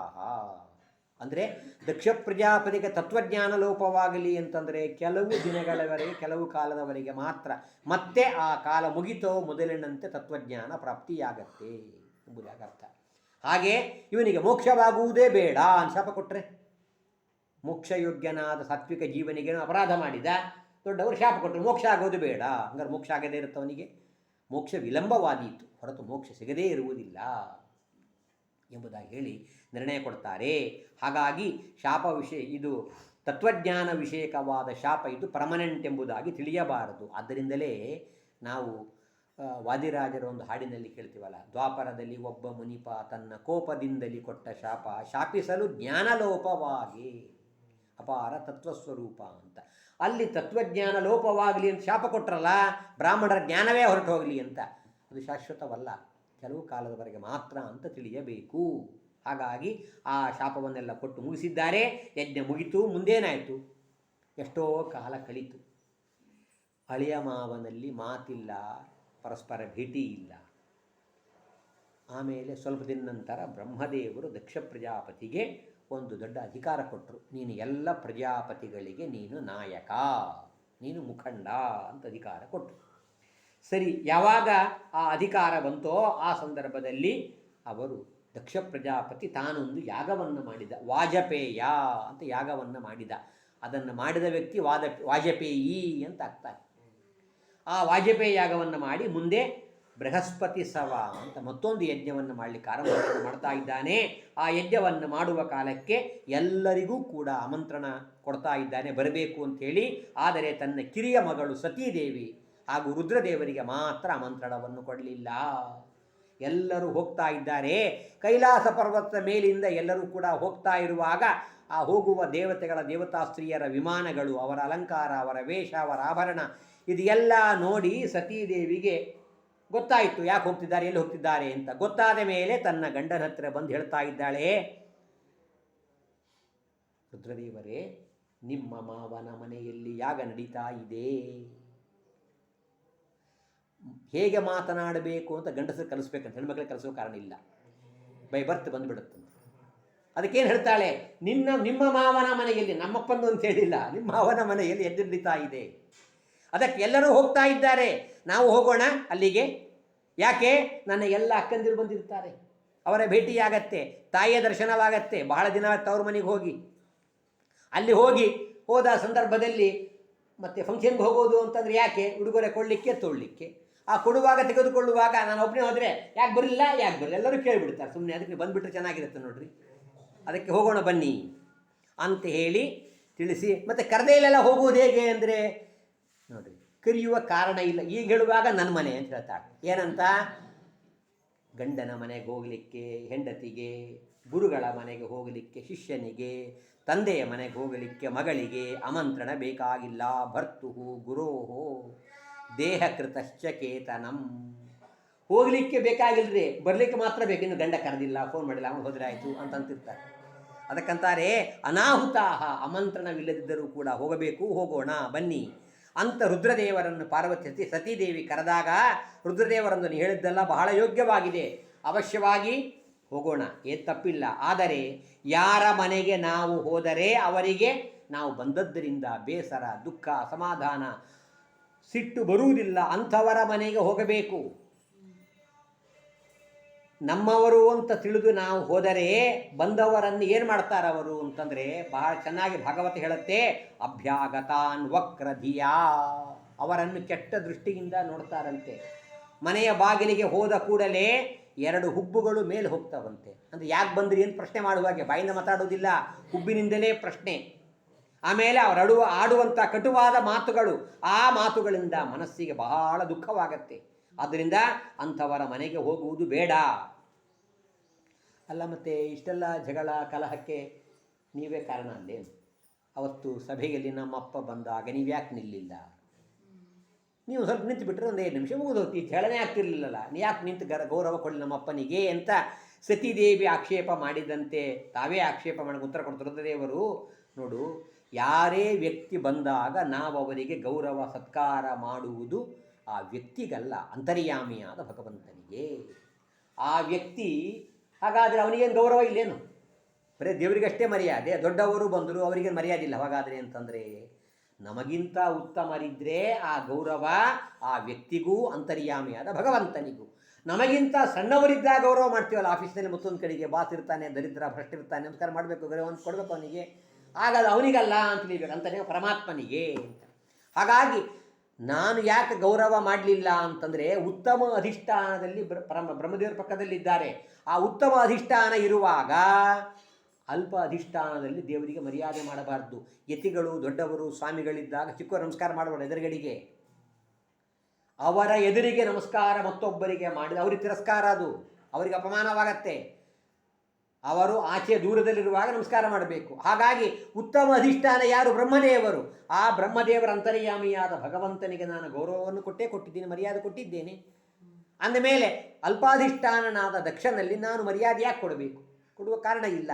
ಇದೆಲ್ಲದರ ಮೇಲೆ ವಾಸ್ತವಿಕವಾಗಿ ರುದ್ರದೇವರಿಗಿಂತಲೂ ದಕ್ಷ ಪ್ರಜಾಪತಿ ಯೋಗ್ಯತೆಯಲ್ಲಿ ಸಣ್ಣವನು, ತಾರತಮ್ಯದಲ್ಲಿ ಚಿಕ್ಕವರು. ಹಾಗಾಗಿ ಏನೂ ಅಪರಾಧವಲ್ಲ ರುದ್ರದೇವರದು. ಆದರೆ ತಾನು ತಪ್ಪು ತಿಳಿದಿದ್ದ ಅಹಂಕಾರದ ದಕ್ಷ ಪ್ರಜಾಪತಿ ಅದಕ್ಕಾಗಿ ಹೋಗುವುದು ಬೇಡ ಅಂತ ಹೇಳಿ, ಇಷ್ಟಾಗಿ ನೀನು ಹೋಗುವುದಾದರೆ ಸತೀದೇವಿ ನಿನಗಲ್ಲಿ ಗೌರವ ಮರ್ಯಾದೆ ಸಿಗುವುದಿಲ್ಲ, ಅದು ನಿನಗೆ ಮರಣಕ್ಕಿಂತಲೂ ಹೆಚ್ಚು ದುಃಖದಾಯಕ ಅಂತ ಹೇಳಿ ಸುಮ್ಮನಾಗಿ ಬಿಟ್ಟು ಪತ್ನ್ಯಂಗನಾಶಂ ಉಭಯತ್ರ ಚಿಂತಯನ್. ಅವರಿಗೆ ಗೊತ್ತಾಗಿ ಬಿಡ್ತು, ಸತೀದೇವಿ ಮನೆಯಾಗಿದ್ದರೂ ಸರಿ, ಅಲ್ಲಿ ಹೋದರೂ ಸರಿ, ಅವಳ ದೇಹ ತ್ಯಾಗ ಮಾಡುವುದು ನಿಶ್ಚಿತ ಅಂತ ಗೊತ್ತಾಗಿ ಸುಮ್ಮನಿದ್ರು. ಸತೀದೇವಿಗೆ ದ್ವಂದ್ವ, ಡೋಲಾಯಮಾನ, ಒಂಥರ ಹೋಗಬೇಕು ಅಂತ ಬಾಗಿಲು ದಾಟಿ ಗೇಟ್ ತನಕ ಹೋಗ್ತಾಳೆ, ಮತ್ತು ವಾಪಸ್ ಬರಬೇಕು. ಯಾಕೆ? ಗಂಡ ಬೇಡ ಅಂದಾನೆ. ತವರ ಮನೆಯ ಪ್ರೀತಿ ಸೆಳೆದಾಗ ಬಾಗಿಲು ತನಕ ಹೋಗಬೇಕು, ಮತ್ತು ವಾಪಸ್ ಬರಬೇಕು. ಹೀಗೆ ಸಾಕಷ್ಟು ಹೊತ್ತು ಆಲೋಚನೆ ಮಾಡಿ ಕೊನೆಗೆ ಅವಳು ಹೊರಟು ಹೋಗಿ ಬಿಟ್ಲು. ಸತೀದೇವಿ ತೋರಿಸಿಬಿಟ್ಲು, ಏನಾದರೂ ಹೆಣ್ಮಕ್ಳು ತವರು ಮನೆ ಪ್ರೀತಿ ಜಾಸ್ತಿ ತೋರಿಸಿಬಿಟ್ಲು. ಗಂಡನ ಮಾತನ್ನು ಮೀರಿ ಹೋದ್ಲು. ಹೋಗುವ ಕಾಲಕ್ಕೆ ಹೇಳ್ತಾರೆ ನೋಡಿ, ಎಂಥ ರುದ್ರದೇವರನ್ನು ಬಿಟ್ಟು ಹೋದರು ಪಾರ್ವತಿ ದೇವಿ ಅಂತಂದರೆ. ನಮ್ಮಲ್ಲಿ ಹೇಳ್ತಾರಲ್ಲ, ಇವರ್ಯಾರು ನಮ್ಮ ಅರ್ಧಾಂಗಿ ಅಂತ. ಅವರು ಪೂರ್ಣ, ನಾವು ಪೂರ್ಣ, ಸುಮ್ಮನೆ ಹೆಸರಿಗೆ ಅರ್ಧಾಂಗಿ ಅಂತ ಹೇಳುವುದಷ್ಟೇ. ಇಲ್ಲಿ ಹಂಗಲ್ಲ, ತಮ್ಮ ದೇಹದ ಅರ್ಧ ಭಾಗವನ್ನೇ ಕೊಟ್ಟಿದ್ರು ಅವಳಿಗೆ. ಅರ್ಧ ನಾರಿ ನರ ಅಂದ್ರೇನು? ಅರ್ಧ ದೇವರು ರುದ್ರದೇವರು, ಅರ್ಧ ದೇವರು ಪಾರ್ವತಿ. ಇಷ್ಟು ಪ್ರೀತಿಯಿಂದ ತಮ್ಮ ಅರ್ಧ ದೇಹವನ್ನೇ ಕೊಟ್ಟ ಹೆಂಡತಿ ಹೊರಟು ಹೋಗಿಬಿಟ್ಲು. ಅವಳು ಹೋದರೆ ಅವಳ ಹಿಂದೆ ದೊಡ್ಡ ಪರಿವಾರವೆಲ್ಲ, ಪಾರ್ಷದರೆಲ್ಲ ಹೋಗ್ತಾ ಇದ್ದಾರೆ. ಅಲ್ಲಿ ಹೋದಾಗ ಏನಾಯಿತು? ಸತೀದೇವಿ ಯಜ್ಞ ಮಂಟಪ ಪ್ರವೇಶ ಮಾಡಿ ನೋಡ್ತಾಳೆ, ಅವಳಿಗೆ ಯಾರೂ ಸ್ವಾಗತ ಮಾಡಲಿಲ್ಲ. ಅಕ್ಕಂದಿರು ತಾಯಿ ಬಿಟ್ಟರೆ ಯಾರೂ ಕರೀಲಿಲ್ಲ. ಯಾಕೆ? ಗೊತ್ತಿತ್ತು ಜಗತ್ತಿಗೆಲ್ಲ, ಅಳಿಯ ಮಾವನ ಜಗಳ, ನಮಗೆ ಯಾಕೆ ಮಧ್ಯದಲ್ಲಪ್ಪ, ಅವರವ್ರ ಜಗಳ, ನಮಗೆ ಸಂಬಂಧ ಅಂತ ದೂರಿದ್ರು. ತಾಯಿ ಮಾತ್ರ ಕರೆದ್ಲು, ಅಕ್ಕಂದ್ರೆ ಮಾತ್ರ ಪ್ರೀತಿಯಿಂದ ಕರೀತಾ ಇದ್ದಾರೆ. ಅವಳು ಯಾವುದನ್ನು ಮರ್ಯಾದೆ ಸ್ವೀಕಾರ ಮಾಡ್ತಿಲ್ಲ. ಅಲ್ಲಿ ನೋಡ್ತಾಳೆ, ಎಲ್ಲರಿಗೂ ಸ್ಥಾನ ಇತ್ತು, ರುದ್ರದೇವರಿಗೆ ಅಲ್ಲಿ ಸ್ಥಾನವಿಲ್ಲ. ತುಂಬ ಕೋಪ ಬಂದು ತನ್ನ ತಂದೆಯನ್ನು ಕುರಿತು ನಿಂದನೆ ಮಾಡ್ತಾ, ಅಪ್ಪ ಎಂಥ ವ್ಯಕ್ತಿ ಇದ್ದಿ ನೀನು, ಎಂಥವರನ್ನು ದ್ವೇಷ ಮಾಡ್ತಿ, ಯಾರ 2 ಅಕ್ಷರದ ಹೆಸರನ್ನು ಶಿವ ಅಂತ ಹೇಳಿದರೆ ಪವಿತ್ರರಾಗ್ತಾರಂಥವರು ದ್ವೇಷ ಮಾಡ್ತೀಯಲ್ಲ ನೀನು. ಎಲ್ಲಿ ದೊಡ್ಡವರ, ಗುರುಗಳ, ಹಿರಿಯರ ದ್ವೇಷ ತಿರಸ್ಕಾರ ನಿಂದನೆಯಾಗತ್ತೆ, ಅಂಥ ಸಭೆಗೆ ಹೋಗಬಾರ್ದು, ಅಲ್ಲಿ ಇರಬಾರ್ದು. ದೊಡ್ಡವರ ನಿಂದನೆ ಆಗ್ತಾ ಇದ್ದರೆ ನನಗೇನು ಸಂಬಂಧ ಅಂತ ಅಲ್ಲಿರಬಾರ್ದು. ಕರ್ಣೋ ಪಿಧಾಯ, ಆ ನಿಂದನೆ ಕೇಳದಂತೆ ಕಿವಿ ಮುಚ್ಚಿಕೊಂಡು ಸಭೆಯನ್ನು ಬಿಟ್ಟು ಎದ್ದು ಹೋಗಬೇಕು. ತನಗೆ ಯೋಗ್ಯತೆ ಇದ್ದರೆ, ತನಗೆ ಸಾಮರ್ಥ್ಯ ಇದ್ದರೆ ಆ ದೊಡ್ಡವರನ್ನು, ಗುರುಗಳನ್ನು ನಿಂದನೆ ಮಾಡುವ ವ್ಯಕ್ತಿಯ ನಾಲಿಗೆಯನ್ನೇ ಸೀಳಬೇಕು. ಎರಡೂ ಸಾಧ್ಯವಿಲ್ಲ ಅಂದರೆ ಪ್ರಾಣತ್ಯಾಗ ಮಾಡು ಹೊರತು ದೊಡ್ಡವರ ನಿಂದನೆ ಕೇಳಬೇಡ. ಇಷ್ಟು ಕಠೋರವಾಗಿ ಭಾಗವತ ಹೇಳುತ್ತೆ. ಅದಕ್ಕೆ ಸತೀದೇವಿ ಹೇಳ್ತಾಳೆ, ದೊಡ್ಡವರ, ನನ್ನ ಗಂಡರ ನಿಂದನೆ ನಾನು ಕೇಳಿದ್ದೇನೆ, ನನಗೆ ಈ ದೇಹವೇ ಬೇಡ, ನಿನ್ನಿಂದ ಬಂದ ದೇಹ. ನನಗೆ ಯಾರಾದ್ರು ದಾಕ್ಷಾಯಣಿ ಅಂತ ಕರೆದ್ರೆ ಅರ್ಥ ಏನು? ದಕ್ಷನ ಪುತ್ರಿ. ಓಹೋ, ರುದ್ರದೇವರ ತಿರಸ್ಕಾರ ಅಪಮಾನ ಮಾಡಿ ದಕ್ಷಿಣ ಮಗಳ ನೀನು ಅಂತ ನನಗೆ ಮನಸ್ಸಿಗೆ ಬಹಳ ವ್ಯಥೆಯಾಗತ್ತೆ ಅಂತ ಹೇಳಿ ಅವಳು ದೇಹವನ್ನೇ ತ್ಯಾಗ ಮಾಡಲಿಕ್ಕೆ ನಿಶ್ಚಯವನ್ನು ಮಾಡಿ ಆ ಯಜ್ಞ ಮಂಟಪದಲ್ಲಿ ಕುಳಿತುಕೊಂಡು ಆಚಮನ ಮಾಡಿ ಅವಳು ಯೋಗಾಗ್ನಿಯಿಂದ ದೇಹತ್ಯಾಗ ಮಾಡ್ತಾ ಇದ್ದಾಳೆ. ಆ ದೇಹತ್ಯಾಗ ಮಾಡುವಾಗ ತನ್ನ ಗಂಡನ ರುದ್ರದೇವರ ಹಾಗೂ ಗರುಡ, ಶೇಷ, ಬ್ರಹ್ಮವಾಯು, ಸರಸ್ವತಿ, ಭಾರತಿ, ಪರಮಾತ್ಮ, ಲಕ್ಷ್ಮಿ ಇಷ್ಟು ಜನರ ಧ್ಯಾನವನ್ನು ಮಾಡ್ತಾ ದೇಹತ್ಯಾಗ ಮಾಡ್ತಾ ಇದ್ದಾಳೆ. ಆ ಯೋಗಾಗ್ನಿಯಿಂದ ಎಲ್ಲರೂ ನೋಡುವಾಗ ದೇಹ ಭಸ್ಮವಾಯಿತು. ಎಲ್ಲ ಜನರು ಹಾಹಾಕಾರ ಮಾಡ್ತಾ, ಅಯ್ಯೋ ಏನಿದು, ಎಂಥ ಮೂರ್ಖ ತಂದೆ, ಮಗಳು ತನ್ನ ಕಣ್ಣೆದುರಿಗೆ ದೇಹತ್ಯಾಗ ಮಾಡ್ತಾರೆ, ಒಂದು ಮಾತಾದರೂ ಬೇಡ ಅಂತ ಹೇಳುವಷ್ಟು ಅವನಿಗೆ ಸೌಜನ್ಯ ಇಲ್ಲ ಅಂತೆಲ್ಲರೂ ಕೂಡ ಬೈತಾ ಇದ್ದಾರೆ. ಇಷ್ಟಾಗುವ ಹೊತ್ತಿಗೆ ಪಾರ್ವತಿಯ, ಅದು ಸತೀದೇವಿ ಜೊತೆ ಹೋಗಿರತಕ್ಕಂಥ ಎಲ್ಲ ರುದ್ರನ ಪರಿವಾರ ಆ ಯಜ್ಞವನ್ನೆಲ್ಲ ಧ್ವಂಸ ಮಾಡ್ತಾ ಇದ್ದಾರೆ. ಆ ಸಂದರ್ಭದಲ್ಲಿ ಭೃಗು ಋಷಿಗಳು ಕೆಲವು ಮಂತ್ರಗಳನ್ನು ಪಠಿಸಿ ಆ ಯಜ್ಞದಲ್ಲಿ ಆಹುತಿಯನ್ನು ಹಾಕಿದಾಗ ಅಲ್ಲಿಂದ ಕೆಲವರು ದೇವತೆಗಳೆಲ್ಲ ಹೊರಗೆ, ಋಭುಗಳು ಎಂಬತಕ್ಕಂಥವರು ಬಂದಿದ್ದಾರೆ. ಬಂದು ಎಲ್ಲ ರುದ್ರದೇವರ ಪರಿವಾರವನ್ನು ಓಡಿಸ್ತಾ ಇದ್ದಾರೆ. ಆ ಎಲ್ಲ ರುದ್ರದೇವರ ಏನು ದೇವತಾ ಗಣ ಇತ್ತೋ ಆ ಎಲ್ಲ ಪ್ರಮಥ ಗಣ ಪಲಾಯನವನ್ನು ಮಾಡ್ತಾ ಇದೆ. ಆಮೇಲೆ ರುದ್ರದೇವರಿಗೆ ಸತೀದೇವಿಗೆ ದೇಹತ್ಯಾಗದ ವಿಚಾರ ನಾರದರಿಂದ ಗೊತ್ತಾಗಿ ಕೋಪಗೊಂಡು ತಮ್ಮ ಜಟೆಯಿಂದ ಒಬ್ಬ ವ್ಯಕ್ತಿ, ಅವನಿಗೆ ವೀರಭದ್ರ ಅಂತ ಕರೀತಾರೆ, ಅವನನ್ನು ಸೃಷ್ಟಿ ಮಾಡಿ ಹೋಗು ನೀನು ಆ ದಕ್ಷನನ್ನು ಅವನ ಎಲ್ಲ ಯಜ್ಞವನ್ನು ಪರಿವಾರ ನಾಶ ಮಾಡುವಂತೆ ಕಳಿಸಿದಾಗ ಅವರು ಹೋಗಿದ್ದಾರೆ. ಎಲ್ಲ ಧ್ವಂಸ ಮಾಡಿದರು. ಆದರೆ ದಕ್ಷ ಪ್ರಜಾಪತಿ ಸಂಹಾರ ಮಾಡಲಿಕ್ಕಾಗಲಿಲ್ಲ. ಆಗ ಮತ್ತೆ ರುದ್ರದೇವರು ತಾವು ಒಂದು ಅಂಶದಿಂದ ಹೋಗಿ ಆ ದಕ್ಷ ಪ್ರಜಾಪತಿಯನ್ನು ಯಜ್ಞದ ಪಶು ಅಂತ ಸಂಕಲ್ಪಿಸಿ ತಲೆಯನ್ನು ಕತ್ತರಿಸಿ ಆ ತಲೆಯನ್ನು ಯಜ್ಞಕುಂಡದಲ್ಲಿ ಹಾಕಿ ತಿರುಗಿ ಬಂದುಬಿಟ್ರು. ಯಜ್ಞ ಅರ್ಧಕ್ಕೆ ನಿಂತೋಯಿತು. ದೇವತೆಗಳೆಲ್ಲರೂ ಕೂಡ ಬ್ರಹ್ಮದೇವರಕ್ಕೆ ಹೋಗಿ ಸತ್ಯಲೋಕಕ್ಕೆ ಪ್ರಾರ್ಥನೆಯನ್ನು ಮಾಡಿದಾಗ ಅವರು ದೇವತೆಗಳಿಗೆಲ್ಲ ನಿಂದಿಸಿ, ನೀವು ತಪ್ಪು ಮಾಡಿದ್ದೀರಿ, ರುದ್ರದೇವರ ದ್ರೋಹ ಮಾಡಿದ್ದೀರಿ, ಅವರಿಗೆ ಸ್ತೋತ್ರ ಮಾಡೋಣ ಅಂತ ಹೇಳಿ ರುದ್ರದೇವರ ಹತ್ತಿರ ಕೈಲಾಸಕ್ಕೆ ಸಕಲ ದೇವತೆಗಳಿಂದ ಸಹಿತರಾಗಿ ಬಂದು ಬ್ರಹ್ಮದೇವರು ರುದ್ರದೇವರ ಸ್ತೋತ್ರ ಮಾಡ್ತಾರೆ ಅಂತ ಉಂಟು. ಇದಕ್ಕೆ ಆಚಾರ ನಿರ್ಣಯ ಕೊಡ್ತಾರೆ. ಇದಕ್ಕೆ ಮಿಶ್ರ ಸ್ತುತಿ ಅಂತ ಕರೀತಾರೆ. ರುದ್ರದೇವರನ್ನು ಬ್ರಹ್ಮದೇವರು ಸ್ತೋತ್ರ ಮಾಡಿದರು ಅಂತ, ನೀವೇ ಜಗತ್ತಿನ ಸೃಷ್ಟಿಕರ್ತ ಇತ್ಯಾದಿಯಾಗಿ ಅಂತಂದರೆ ಅದು ಅಂತರ್ಯಾಮಿಯಾದ ರುದ್ರಾಂತರ್ಯಾಮಿಯಾದ ಭಗವಂತನಿಗೆ ಸಲ್ಲುವಂಥದ್ದು ವಿಷ್ಣುವಿಗೆ ಎಂಬುದಾಗಿ ಹೇಳಿ, ಈ ಪ್ರಕಾರ ರುದ್ರಾಂತರ್ಯಾಮಿಯಾದ ವಿಷ್ಣುವನ್ನು ಬ್ರಹ್ಮದೇವರು ಇತರ ಎಲ್ಲ ದೇವತೆಗಳು ರುದ್ರದೇವರನ್ನು ಸ್ತೋತ್ರವನ್ನು ಮಾಡಿದಾಗ ಅವರು ಸಂತುಷ್ಟರಾಗಿದ್ದಾರೆ. ಸಂತುಷ್ಟರಾಗಿ ಯಜ್ಞವನ್ನು ಮತ್ತೆ ಇದು ಸಾಂಗವಾಗಿ ನೆರವೇರಲಿ, ಮೃತನಾದ ದಕ್ಷ ಪ್ರಜಾಪತಿ ಮತ್ತೆ ಬದುಕಲಿ, ಅವನಿಗೆ ಮೇಕೆಯ ತಲೆಯನ್ನು ತಂದಿಡ್ರಿ, ಅವನು ಮತ್ತೆ ಬದುಕ್ತಾನೆ ಅಂತ ಹೇಳಿ ರುದ್ರದೇವರು ಅನುಗ್ರಹವನ್ನು ಮಾಡಿದ್ದಾರೆ. ಆ ರೀತಿಯಾಗಿ ದಕ್ಷ ಪ್ರಜಾಪತಿ ಮತ್ತೆ ಹುಟ್ಟಿ ಬಂದ ಮೇಲೆ ಯಜ್ಞವೆಲ್ಲವೂ ಕೂಡ ಸಾಂಗವಾಗಿ ನೆರವೇರಿದೆ. ಅಲ್ಲಿ ಭಗವಂತ ತಾನು ಪ್ರಕಟನಾಗಿದ್ದಾನೆ. ಎಲ್ಲರೂ ಸ್ತೋತ್ರವನ್ನು ಮಾಡಿದ ಮೇಲೆ ಆ ಯಜ್ಞ ಪೂರ್ಣವಾಗಿ ಸಾಂಗವಾಗಿ ನೆರವೇರಿತು ಎಂಬುದಾಗಿ ತಿಳಿಸಿಕೊಟ್ಟು, ಇಷ್ಟು ಆ ಸ್ವಯಂಭುವ ಮನುವಿನ 3 ಜನ ಪುತ್ರಿಯರ ಕನ್ನಿಕೆಯರ ಒಂದು ವಿವಾಹ ವಿಚಾರವೆಲ್ಲ ಹೇಳಿ, ಇನ್ನು 2 ಗಂಡಸು ಮಕ್ಕಳು, ಒಬ್ಬನು ಪ್ರಿಯವ್ರತ, ಇನ್ನೊಬ್ಬನು ಉತ್ತಾನಪಾದ ಅಂತ. ಉತ್ತಾನಪಾದ ಸಣ್ಣವನು. ಆ ಉತ್ತಾನಪಾದನ ಕಥೆಯನ್ನು ಮೊದಲು ಹೇಳಿಕ್ಕೆ ಆರಂಭವನ್ನು ಮಾಡ್ತಾ ಇದ್ದಾರೆ. ಈ ಉತ್ತಾನಪಾದನಿಗೆ 2 ಮಕ್ಕಳಿದ್ದಾರೆ, 2 ಹೆಂಡತಿಯರು, ಒಬ್ಬಳು ಸುರುಚಿ ಮತ್ತೊಬ್ಬಳು ಸುನೀತಿ ಎಂಬುದಾಗಿ ಹೇಳಿ 2 ಮಕ್ಕಳು. ಅಂತಹ ಸಂದರ್ಭದಲ್ಲಿ ಏನಾಯಿತು, ಸುರುಚಿಯಲ್ಲಿ ಒಬ್ಬ ಮಗ, ಸುನೀತಿಯಲ್ಲಿ ಒಬ್ಬ ಮಗ ಅವನಿಗೆ. ಸುರುಚಿಯಲ್ಲಿ ಉತ್ತಮ ಎಂಬ ಮಗ, ಸುನೀತಿಯಲ್ಲಿ ಉತ್ತಾನಪಾದ ರಾಜನಿಗೆ ಧ್ರುವ ಎಂಬ 2 ಮಕ್ಕಳಾಗಿದ್ದಾರೆ. ಹೀಗಿರುವ ಸಂದರ್ಭದಲ್ಲಿ ಒಂದು ದಿವಸ ಪುಟ್ಟ ಬಾಲಕನಾದ ಧ್ರುವ ತಾನು ತಂದೆಯ ತೊಡೆಯ ಮೇಲೆ ಕೂಡಬೇಕು ಅಂತ ಹೊರಟಾಗ ಇವನ ರಾಜನ ಪಕ್ಕದಲ್ಲಿ ಕುಳಿತಿದ್ಲು. ಯಾರು? ಸುರುಚಿ. ರಾಜನಿಗೆ ತುಂಬ ಪ್ರಿಯಳಾದವಳು. ಉತ್ತಾನಪಾದ ಅಂದರೆ ರಾಜ, ಹೌದು, ನಾವೆಲ್ಲರೂ ಉತ್ತಾನಪಾದರೇ ಅಂತ ಹೇಳ್ತಾರೆ. ಯಾಕೆ? ಉತ್ತಾನಪಾದ ಅಂದರೆ ಏನು? ಪಾದ ಅಂದರೆ ಕಾಲು, ಉತ್ತಾನ ಅಂದರೆ ಮೇಲೆ. ಯಾರಿಗೆ ಕಾಲು ಮೇಲೆ ಅವನು ಉತ್ತಾನಪಾದ. ಅಂದರೆ ಅರ್ಥ ಏನು? ಕಾಲು ಮೇಲೆ ಇರ್ಬೋದು ಯಾರಿಗೂ ಅಂತಂದರೆ, ಕಾಲು ಮೇಲಾದರೆ ತಲೆ ಕೆಳಗಾಗತ್ತೆ ಆಟೋಮೆಟಿಕಲ್ಲ ಶೀರ್ಷಾಸನ ಮಾಡುವಾಗ. ಅಂದರೆ ಏನರ್ಥ? ಯಾರಿಗೆ ಬುದ್ಧಿಯ ವ್ಯಾಪಾರ ಕೆಳಗೆ ಕಡಿಮೆ ಅವನು ಉತ್ತಾನಪಾದ ಅಂತ ಅರ್ಥ. ಅವನೇನು ಉತ್ತಾನಪಾದನಿದ್ದ, ಆದ್ದರಿಂದ ಅವನಿಗೆ ನೀತಿ ಬೇಡ, ರುಚಿ ಬೇಕು. ಸುರುಚಿ ಪ್ರಿಯಳಾಗಿದ್ಲು, ಸುನೀತಿ ದೂರ ಇಟ್ಟಿದ್ದ. ನಮಗೆಲ್ಲ ಹಾಗೆಲ್ಲ ನೀತಿ ನಯ ಅವೆಲ್ಲ ದೂರ, ರುಚಿ ಯಾವುದೋ ಬೇಕು ಮನುಷ್ಯನಿಗೆ. ನಾವೆಲ್ಲ ಉತ್ತಾನಪಾದ.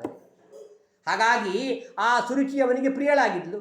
ಅಂತಹ ಸುರುಚಿ ಅವನ ಮಗ, ಅವನ ಮೇಲೆ ತುಂಬ ಪ್ರೀತಿ ಮಾಡ್ತಿದ್ದ. ಸುನೀತಿಯ ಮಗ, ಸುನೀತಿ ಬೇಡ, ಮಗನೂ ಬೇಡ, ಧ್ರುವ. ಆ ಧ್ರುವ ಪಾಪ ಸಣ್ಣ ಹುಡುಗ ತಂದೆ ಹತ್ತಿರ ಬಂದು ತಂದೆ ತೊಡೆ ಮೇಲೆ ಕೂಡಬೇಕು ಅಂತ ಹೊರಟ್ರೆ ಪಕ್ಕದಲ್ಲಿದ್ದ ಸುರುಚಿ ಆ ಪುಟ್ಟ ಮಗುವಿಗೆ ಹೇಳ್ತಾಳೆ, ಎಂಥ ಕಟುವಾದ ಮಾತು ಮಗು, ನೋಡು, ನಿನಗೆ ಈ ಒಂದು ರಾಜನ ತೊಡೆಯ ಮೇಲೆ ಕೂಡುವ ಯೋಗ್ಯತೆ ಇಲ್ಲ. ಯಾಕೆ? ನೀನು ನನ್ನ ಗರ್ಭದಿಂದ ಹುಟ್ಟಿ ಬಂದಿಲ್ಲ. ನೀನು ಅಪ್ಪನ ತೊಡೆಯ ಮೇಲೆ ಕೂಡಬೇಕು ಅಂತಾದರೆ ತಪಸ್ಸು ಮಾಡಿ ವರ ಪಡೆದು ನನ್ನ ಗರ್ಭದಿಂದ ಹುಟ್ಟಿ ಬಾ, ಆಮೇಲೆ ಅಪ್ಪನ ತೊಡೆಯ ಮೇಲೆ ಕೂಡು ಅಂತ ಹೀಗೆ ಕಟುವಾದ ಮಾತುಗಳಿಂದ ಮಗುವಿಗೆ ಹೇಳಿದಾಗ ಕೋಪಗೊಂಡ ಆ ಸಿಟ್ಟಿ ಬಂದ ಪುಟ್ಟ ಬಾಲಕ ಧ್ರುವ ತಾಯಿ ಹತ್ತಿರ ಬಂದು ಎಲ್ಲ ದುಃಖವನ್ನು ಹೇಳಿಕೊಂಡಾಗ ಎಂತಹ ಔದಾರ್ಯ ಉಳ್ಳಂತಹ ಉದಾರ ಮನಸ್ಸಿನ ಹೆಣ್ಣು ಆ ಸುನೀತಿ ಅವಳು ಹೇಳ್ತಾಳೆ, ನಿನಗೀಗಂದ್ಲ ಸರಿ, ನೀನೇನು ಒಳ್ಳೆ ಕೆಟ್ಟದ್ದನ್ನು ಬಯಸಬೇಡ. ಮಾ ಅಮಂಗಲಂ ತಾತ ಪರೇಶು ಮಂಸ್ಥಾಹ. ಯಾರಿಗೂ ನಮಗೇನೇ ಕೆಟ್ಟದ್ದನ್ನು ಮಾಡಿದರೂ ನೀವು ಕೆಟ್ಟದ್ದನ್ನು ಬಯಸಬೇಡಿ. ಯಾಕೆ? ಅವರವರು ತಾವು ತಾವು ಮಾಡಿದ ಕೆಟ್ಟ ಕರ್ಮದ ಫಲವನ್ನು ಇವತ್ತಿನ ನಾಳೆ ಭೋಗ ಮಾಡಿಯೇ ಮಾಡ್ತಾರೆ. ಇದು ಜಗತ್ತಿನ ನಿಯಮ. ಅದಕ್ಕಾಗಿ ಸುರುಚಿ ಹೇಳಿದು ಸತ್ಯವಾದ ಮಾತು. ನೀನು ನನ್ನಂಥ ದುರ್ಭಾಗ್ಯಳಾದವಳ ಗರ್ಭದಿಂದ ಹುಟ್ಟಿ ಬಂದಿದ್ದೀಯಪ್ಪ, ಹೋಗು ಪರಮಾತ್ಮನನ್ನು ಆರಾಧನೆ ಮಾಡು. ಆ ಪರಮಾತ್ಮನನ್ನು ಆರಾಧನೆ ಮಾಡಿಯೇ ಬ್ರಹ್ಮದೇವರು ಬ್ರಹ್ಮ ಪದವಿಯನ್ನು ಆ ಮನು ಪದವಿಯನ್ನು ಪಡೆದಿದ್ದಾನೆ, ಹೋಗು ಅಂತ ಮಗನಿಗೆ ತಪಸ್ಸು ಮಾಡಲಿಕ್ಕೆ ಕಳಿಸ್ತಾ ಇದ್ದಾಳೆ ಹೊರತು ತನ್ನ ಸವತಿಗೇನು ಮಾತಾಡಲಿಲ್ಲ. ಅಪವಾದ ಇದು. ಸವತಿ ಮಾತ್ಸರ್ಯ ಅಂತ ಪ್ರಸಿದ್ಧ. ಅದಕ್ಕೆ ಅಂಥವ್ರ ಮನೆಯಲ್ಲಿ ಸೌತಿಕಾಯಿ ತರಬಾರ್ದು ಅಂತ ಹೇಳ್ತಾರೆ. ಸವತಿ ಶಬ್ದ ಬರುತ್ತಲ್ಲ, ಸವತಿ ಅಂತ. ಆ ರೀತಿಯ ಅಷ್ಟು ಸವತಿ ಮಾತ್ಸರ್ಯ ಇಷ್ಟಿದ್ದರೂ ಅವಳಿಗೆ ಅದಿರಲಿಲ್ಲ, ಅಪವಾದ. ಅವಳು ತನ್ನ ಸವತಿಯಾದರೂ ಅವಳ ಮೇಲೆ ಯಾವ ದ್ವೇಷ ಇರಲಿಲ್ಲ. ಮಗನಿಗೆ ಹೋಗು ತಪಸ್ಸು ಮಾಡು ಅಂತ ಕಳಿಸ್ತಾ ಇದ್ದಾಳೆ. ಪುಟ್ಟ ಬಾಲಕ ಮನೆಯಿಂದ ಹೊರಟ 5-6 ವರ್ಷದ ಬಾಲಕ. ನಾರದರು ಬಂದರು. ಏನು ಮಗು, ಎಲ್ಲೋ ಹೊರಟಿದ್ದಿ? ತಪಸ್ಸು ಮಾಡಲಿಕ್ಕೆ. ಏನೋ ನೀನು ತಪಸ್ಸು ಮಾಡ್ತೀಯೋ? 5 ವರ್ಷದ ಬಾಲಕ, ಮಾನ ಅಪಮಾನವಿಲ್ಲ, ನಿನ್ನೇನು ತಪಸ್ಸು, ನೀನೇ ಅಪಮಾನ, ಹೋಗು, ಅವೆಲ್ಲ ವಯಸ್ಸಾದ್ಮೇಲೆ ಮಾಡಬೇಕು, ರಿಟೈರ್ಡ್ ಆದ್ಮೇಲೆ ಈಗೆಲ್ಲ ಮಾಡುವುದಲ್ಲ, ಹೋಗು ಅಂತ ಹೇಳಿ ನಾರದರು ಎಲ್ಲ ಮಾತನ್ನು ಹೇಳಿದಾಗ ಅದೆಲ್ಲ ಮಾತನ್ನು ಉಪದೇಶವನ್ನು ಕೇಳಿ ಬಾಲಕ ಧ್ರುವ ಹೇಳ್ತಾನೆ, ನಾರದರೆ ನೀವು ತುಂಬ ಚೆನ್ನಾಗಿ ಉಪದೇಶವೆಲ್ಲ ಮಾಡಿದಿರಿ, ಆದರೆ ಅದು ಯಾವುದೂ ನನಗೆ ಮನಸ್ಸಿನಲ್ಲಿ ಉಳಿಯಲಿಲ್ಲ. ಯಾಕೆ? ನನ್ನ ಮನಸ್ಸು ಬುಡವಿಲ್ಲದ ಮಡಿಕೆಯಂತೆಯಾಗಿದೆ. ನನ್ನ ತಾಯಿಯಾದ ಸುರುಚಿಯ ಕಠೋರವಾದ ಮಾತುಗಳೆಂಬ ಬಾಣಗಳಿಂದ ನನ್ನ ಮನಸ್ಸೆಂಬ ಮಡಿಕೆಯ ಬುಡ ಒಡೆದು ಹೋಗಿದೆ. ಯಾವ ಉಪದೇಶ ನಿಲ್ಲುವುದಿಲ್ಲ. ಆದ್ದರಿಂದ ನೀವು ಹೇಳಿದ್ದು ಉಪಯೋಗವೆಲ್ಲ ತಪಸ್ಸು ಮಾಡಲಿಕ್ಕೆ ಹೋಗ್ತೀನಿ ಅಂತ ತನ್ನ ದೃಢ ನಿರ್ಧಾರವನ್ನು ಪ್ರಕಟ ಮಾಡ್ತಾ ಇದ್ದನೆಂದು ಪರೀಕ್ಷೆ ಮಾಡಲಿಕ್ಕೆ ಅವರು ಹೇಳಿತ್ತು. ಸರಿ ಅಂತ ಹೇಳಿ ತಲೆ ಮೇಲೆ ಕೈಯಿಟ್ಟು ಅನುಗ್ರಹ ಮಾಡಿ ಉಪದೇಶ ಮಾಡಿ ಅವನಿಗೆ ಇನ್ನೂ ಉಪನಯನವಾಗಿಲ್ಲ, ಆದರೂ ಅವನಿಗೆ ವಾಸುದೇವ ದ್ವಾದಶಾಕ್ಷರ ಮಂತ್ರ ಉಪದೇಶವನ್ನು ಮಾಡಿ ತಪಸ್ಸು ಮಾಡು, ಮಧುವನಕ್ಕೆ ಹೋಗಿ ಯಮುನಾ ನದಿಯ ತೀರ ಅಲ್ಲಿ 3 ಹೊತ್ತು ಸ್ನಾನವನ್ನು ಮಾಡಿ ಭಗವಂತನ ರೂಪವನ್ನು ಧ್ಯಾನ ಮಾಡುವಂಥ ರೂಪವೆಲ್ಲ ಉಪದೇಶವನ್ನು ಮಾಡ್ತಾರೆ. ಉಪದೇಶ ಪಡೆದ ಧ್ರುವ ಪುಟ್ಟ ಬಾಲಕ ತಾನು ಅಲ್ಲಿಗೆ ಹೋಗ್ತಾ ಇದ್ದಾನೆ. ಹೋಗಿ ಅಲ್ಲಿ ತಪಸ್ಸು ಆರಂಭ ಮಾಡ್ತಾ ಇದ್ದಾನೆ. ಈ ಕಡೆಗೆ ಮನೆಗೆ ಹೋಗಿ ನಾರದರು ರಾಜನಿಗಂತಾರೆ, ಏನು ರಾಜ ಚಿಂತೆ ಮಾಡ್ತಿದ್ದೀಯಲ್ಲಪ್ಪ, ಏನಾಯಿತು, ಯಾಕೆ ದುಃಖ ಪಡ್ತಾ ಇದ್ದಿ?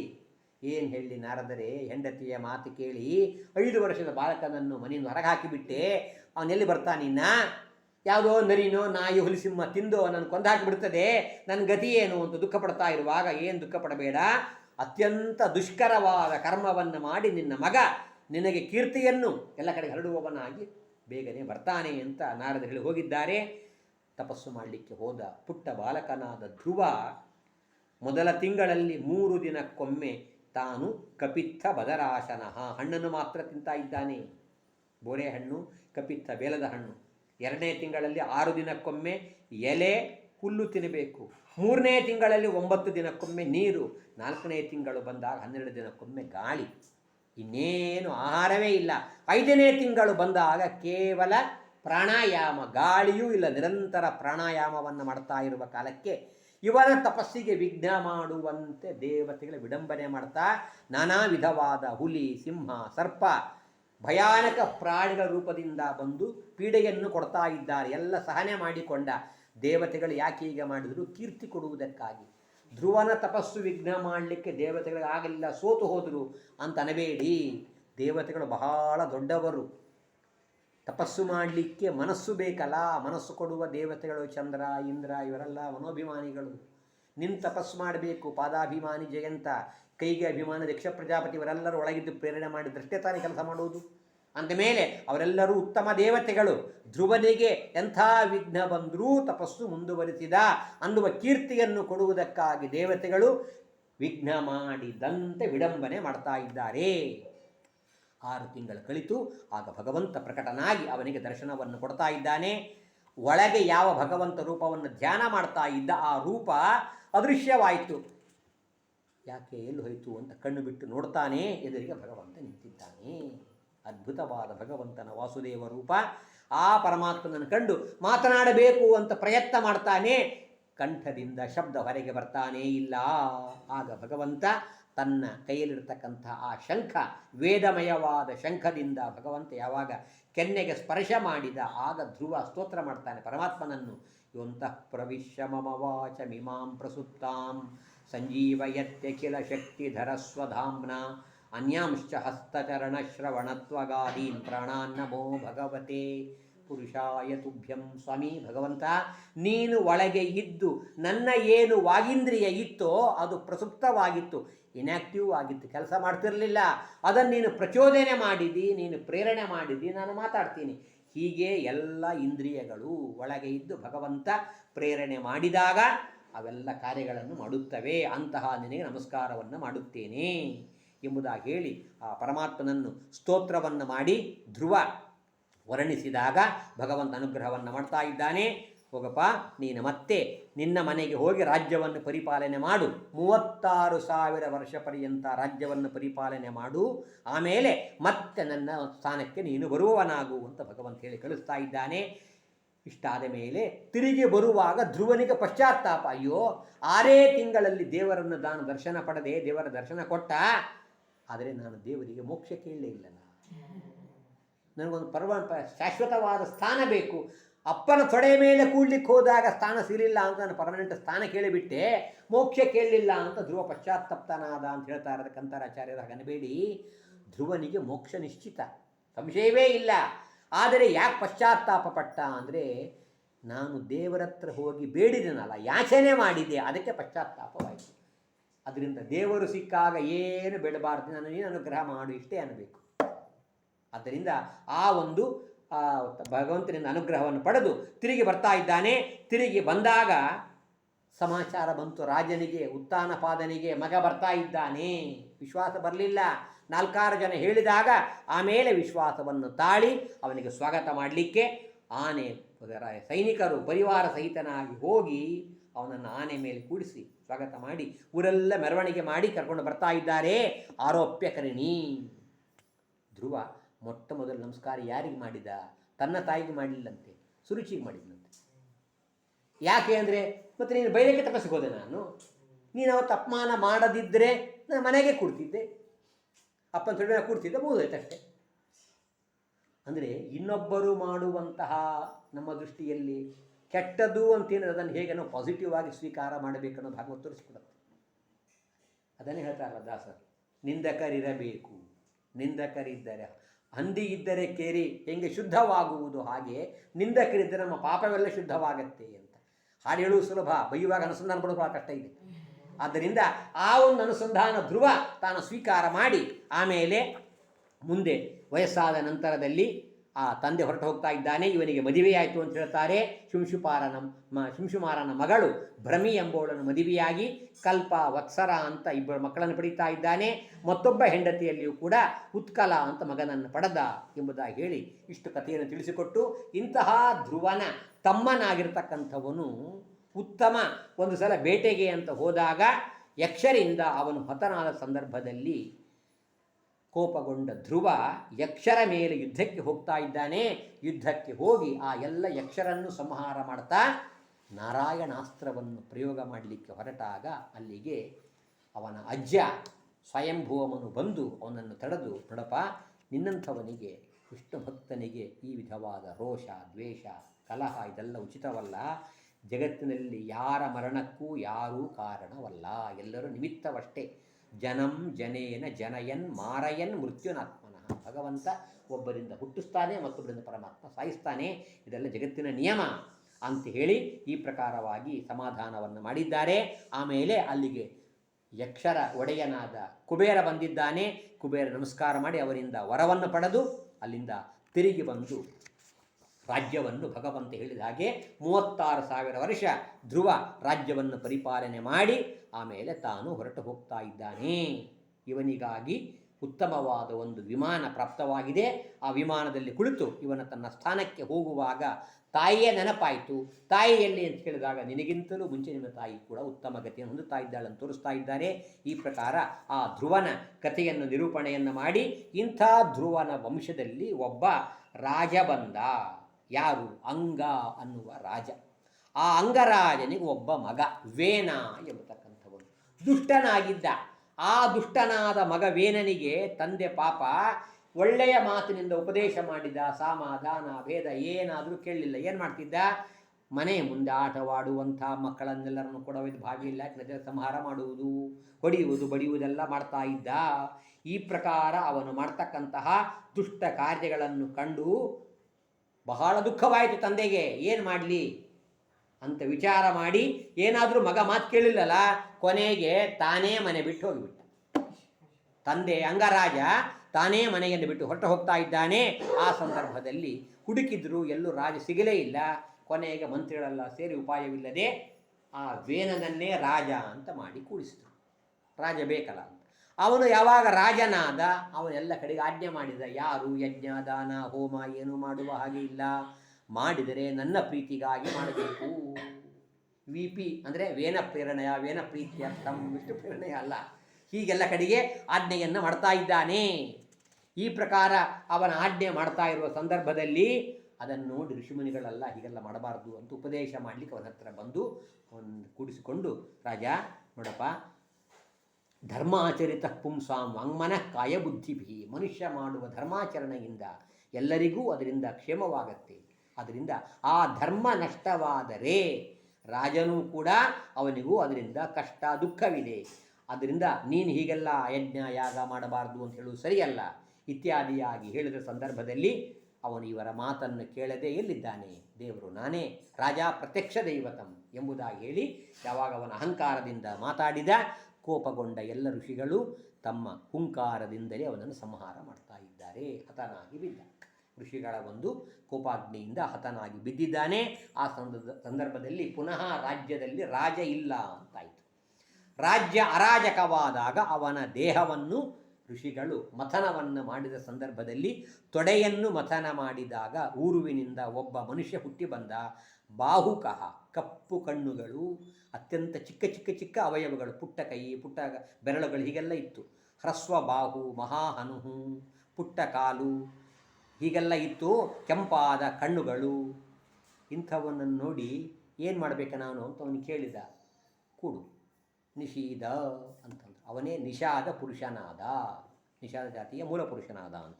ಆಮೇಲೆ ಮತ್ತೆರಡು ಬಾಹುಗಳನ್ನು ಮಥನ ಮಾಡಿದಾಗ ಅಲ್ಲಿಂದ ಒಂದು ಗಂಡು ಮತ್ತೊಂದು ಹೆಣ್ಣು ಹುಟ್ಟಿ ಬರ್ತಾ ಇದ್ದಾರೆ. ಆ ಪುರುಷನೇ ಪೃಥು ಚಕ್ರವರ್ತಿ, ಹೆಣ್ಣು ಅರ್ಚಿ ಎಂಬತಕ್ಕಂಥವಳು. ಆ ಪೃಥುರಾಜನಲ್ಲಿ ಭಗವಂತನ ಆವೇಶ, ವಿಷ್ಣುವಿನ ಆವೇಶ. ಪೃಥು ಚಕ್ರ ಸಾಕ್ಷಾತ್ ವಿಷ್ಣು ಅವತಾರವಲ್ಲ, ವಿಷ್ಣುವಿನ ಆವೇಶ. ಹಾಗೆ ಅರ್ಚಿ ಲಕ್ಷ್ಮಿಯ ಸನ್ನಿಧಾನದಿಂದ ಕೂಡಿರ್ತಕ್ಕಂಥವಳು. ಆ ಇಬ್ಬರು ಹುಟ್ಟಿ ಬಂದಿದ್ದಾರೆ. ಆಮೇಲೆ ಏನಾಯಿತು, ಆ ಪೃಥುರಾಜನನ್ನು ಬಂದಿಮಾಗದರ ರಾಜನ ಸ್ತೋತ್ರ ಪಾಠಕರೆಲ್ಲ ವರ್ಣನೆಯನ್ನು ಮಾಡ್ತಾ ಇರುವ ಕಾಲಕ್ಕೆ ನನ್ನ ಸ್ತೋತ್ರವನ್ನು ಮಾಡಬೇಡಿ. ನನ್ನ ಸ್ತೋತ್ರ ಯಾಕೆ ಮಾಡ್ತೀರಿ? ಸ್ತೋತ್ರ ಮಾಡಬೇಕು ಅಂತಿದ್ದರೆ ಭಗವಂತನ ಸ್ತೋತ್ರವನ್ನು ಮಾಡಿ, ನನ್ನ ಸ್ತೋತ್ರವನ್ನು ಮಾಡಬೇಡಿ ಅಂತ ಹೇಳಿ ಈ ಪ್ರಕಾರ ತಿಳಿಸಿ, ಆಮೇಲೆ ಇಂತಹ ರಾಜ ರಾಜ್ಯವನ್ನು ಪರಿಪಾಲನೆ ಮಾಡಲು ಹೋಗುವಾಗ ಎಲ್ಲೂ ಪ್ರಜೆಗಳಿಗೆ ಆಹಾರವಿಲ್ಲ, ಧಾನ್ಯವಿಲ್ಲ. ಯಾಕೆ? ಹಿಂದಿನ ರಾಜ ದುಷ್ಟನಿದ್ದ. 70 ವರ್ಷ ಏನು ಮಾಡಿದ್ರು? ಅದಾಯ್ತು ಅವಸ್ಥೆ. ಹಾಗಾಗಿ ಯಾವ ಧಾನ್ಯ ಆಹಾರ ಏನು ರಾಜ್ಯದಲ್ಲಿಲ್ಲ. ಪ್ರಜೆಗಳಿಗೆಲ್ಲ ರಾಜ ಆಹಾರವಿಲ್ಲ, ಆಹಾರ ಕೊಡು ಅಂತ ಹೇಳಿದಾಗ ಪೃಥು ಚಕ್ರವರ್ತಿ ಆಲೋಚನೆ ಮಾಡಿದ. ಏನಂತ? ಇದಕ್ಕೆಲ್ಲ ಕಾರಣ ಯಾರು? ಭೂದೇವಿ. ಭೂಮಿಯಲ್ಲಿ ಬಿತ್ತಿದ ಬೀಜವೆಲ್ಲ ನುಂಗಿ ಹಾಕ್ತಾ ಇದ್ದಾಳೆ, ಯಾವುದನ್ನು ಸ್ತ್ರೀ ಕೊಡ್ತಾ ಇಲ್ಲ ಅಂತ ಹೇಳಿ ಆ ಭೂದೇವಿಯ ನಿಗ್ರಹ ಮಾಡಬೇಕು ಅಂತ ರಾಜ ಧನುರ್ಧಾರಿಯಾಗಿ ಹೊರಟ್ರೆ ಆ ಭೂದೇವಿ ಗೋರೂಪ, ಆಕಳ ರೂಪ ಸ್ವೀಕಾರ ಮಾಡಿ ಓಡಿ ಹೋಗ್ತಾ ಇದ್ದಾಳೆ. ಬಹಳ ದೂರ ಪಲಾಯನವನ್ನು ಮಾಡಿ ಆದ ಮೇಲೆ ನಿಂತು ಹೇಳ್ತಾಳೆ, ರಾಜ ನನ್ನ ಯಾಕೆ ಕೊಲ್ತೀಯಪ್ಪ? ನನ್ನ ಸಂಹಾರ ಮಾಡಿಬಿಟ್ರೆ ಪ್ರಜೆಗಳು ಎಲ್ಲಿರ್ತಾರೆ? ಪ್ರಜಾಧರಣ ಎಲ್ಲಿ ಮಾಡ್ತೀವಿ? ಭೂಮಿಯೇ ಇಲ್ಲ ಅಂತಾದರೆ ನೋಡು, ನನ್ನನ್ನು ಸಂಹಾರ ಮಾಡಬೇಡ, ಹೇಳ್ತೀನಿ ಕೇಳು. ನಾನು ಯಾಕೆ ಧಾನ್ಯವನ್ನು ಕೊಡ್ತಾ ಇಲ್ಲ ಅಂದರೆ ದುಷ್ಟರಾಗಿರ್ತಕ್ಕಂಥ ಜನರು ಬಹಳ ಇದ್ದಾರೆ ಅಂತ ನನಗೆ ಮಾಡಿದ್ದೆ. ಈಗೂ ಏನು ಚಿಂತೆ ಇಲ್ಲ. ನಾನು ಹೇಗಾದರೂ ಕೋರೂಪವನ್ನು ಸ್ವೀಕಾರ ಮಾಡಿದ್ದೀನಿ.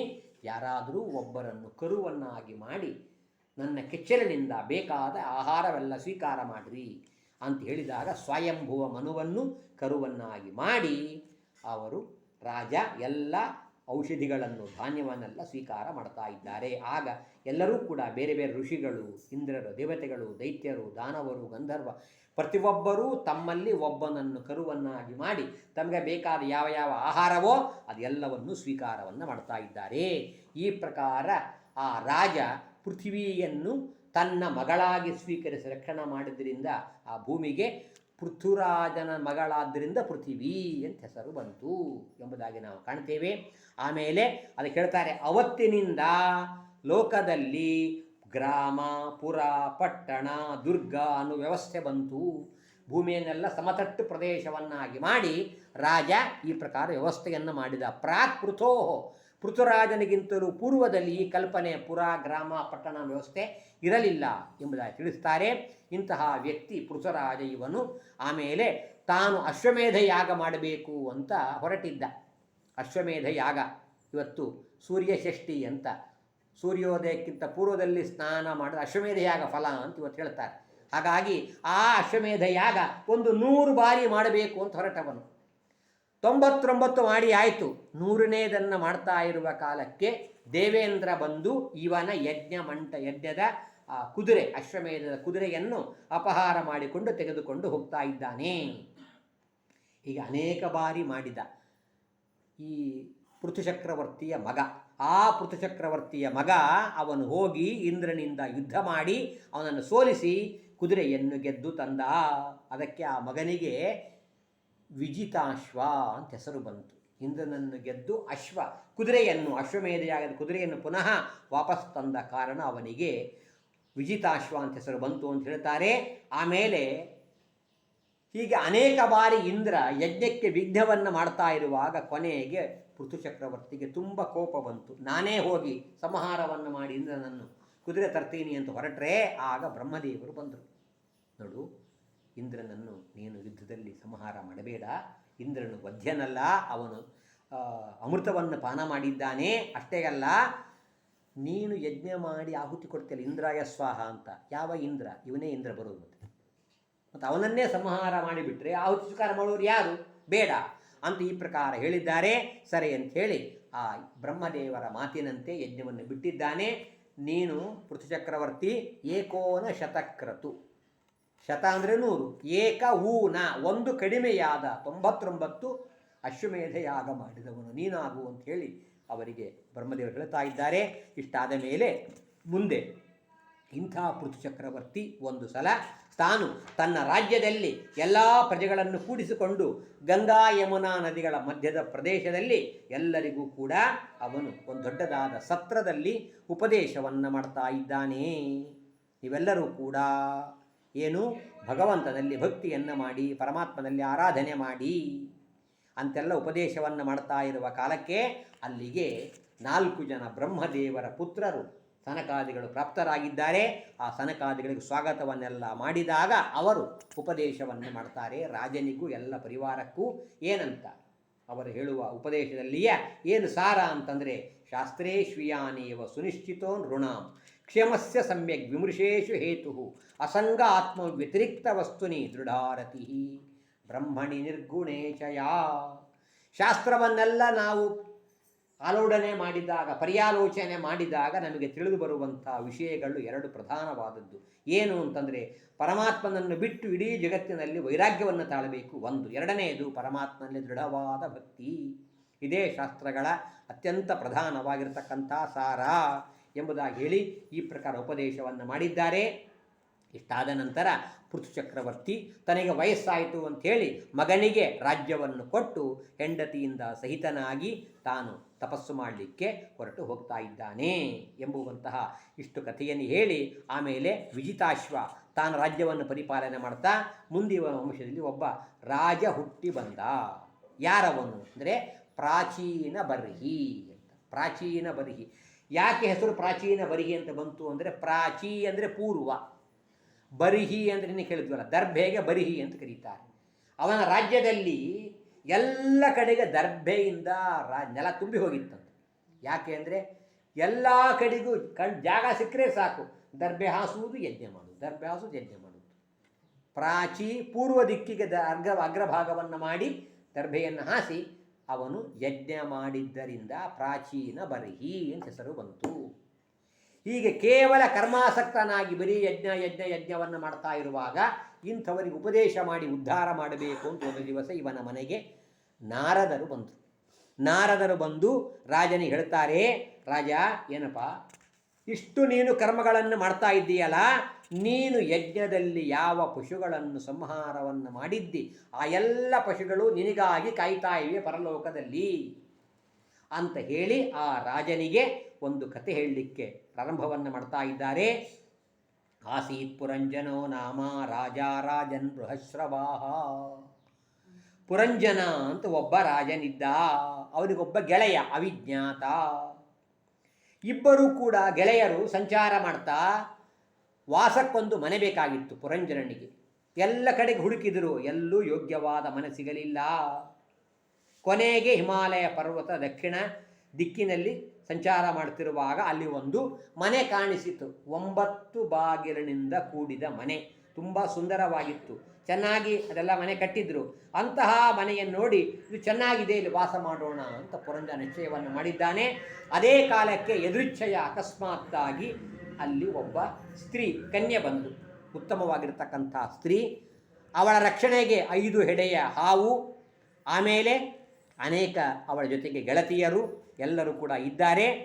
ಅವಳನ್ನು ನೋಡಿ, ಯಾರು ನೀನು, ಎಲ್ಲಿಂದ ಬಂದಿ ಅಂತೆಲ್ಲ ಕೇಳಿದಾಗ ಅವಳಂದು ನಾನು ಯಾರು ಏನು ಗೊತ್ತಿಲ್ಲ, ಇಲ್ಲಿದ್ದೀನಿ ಇಷ್ಟು ಗೊತ್ತು, ಈ 5 ಹೆಡೆಯ ಹಾವು ನಾನು ಯಾವಾಗ ರಕ್ಷಣೆ ಮಾಡ್ತಾ ಇರ್ತದೆ, ಇವರೆಲ್ಲ ನನ್ನ ದಾಸದಾಸಿಯರು ಸೇವಕಿಯರು ಅಂತೆಲ್ಲ ಹೇಳಿದಾಗ ನನ್ನ ಮದುವೆಯಾಗ್ತೀಯಾ?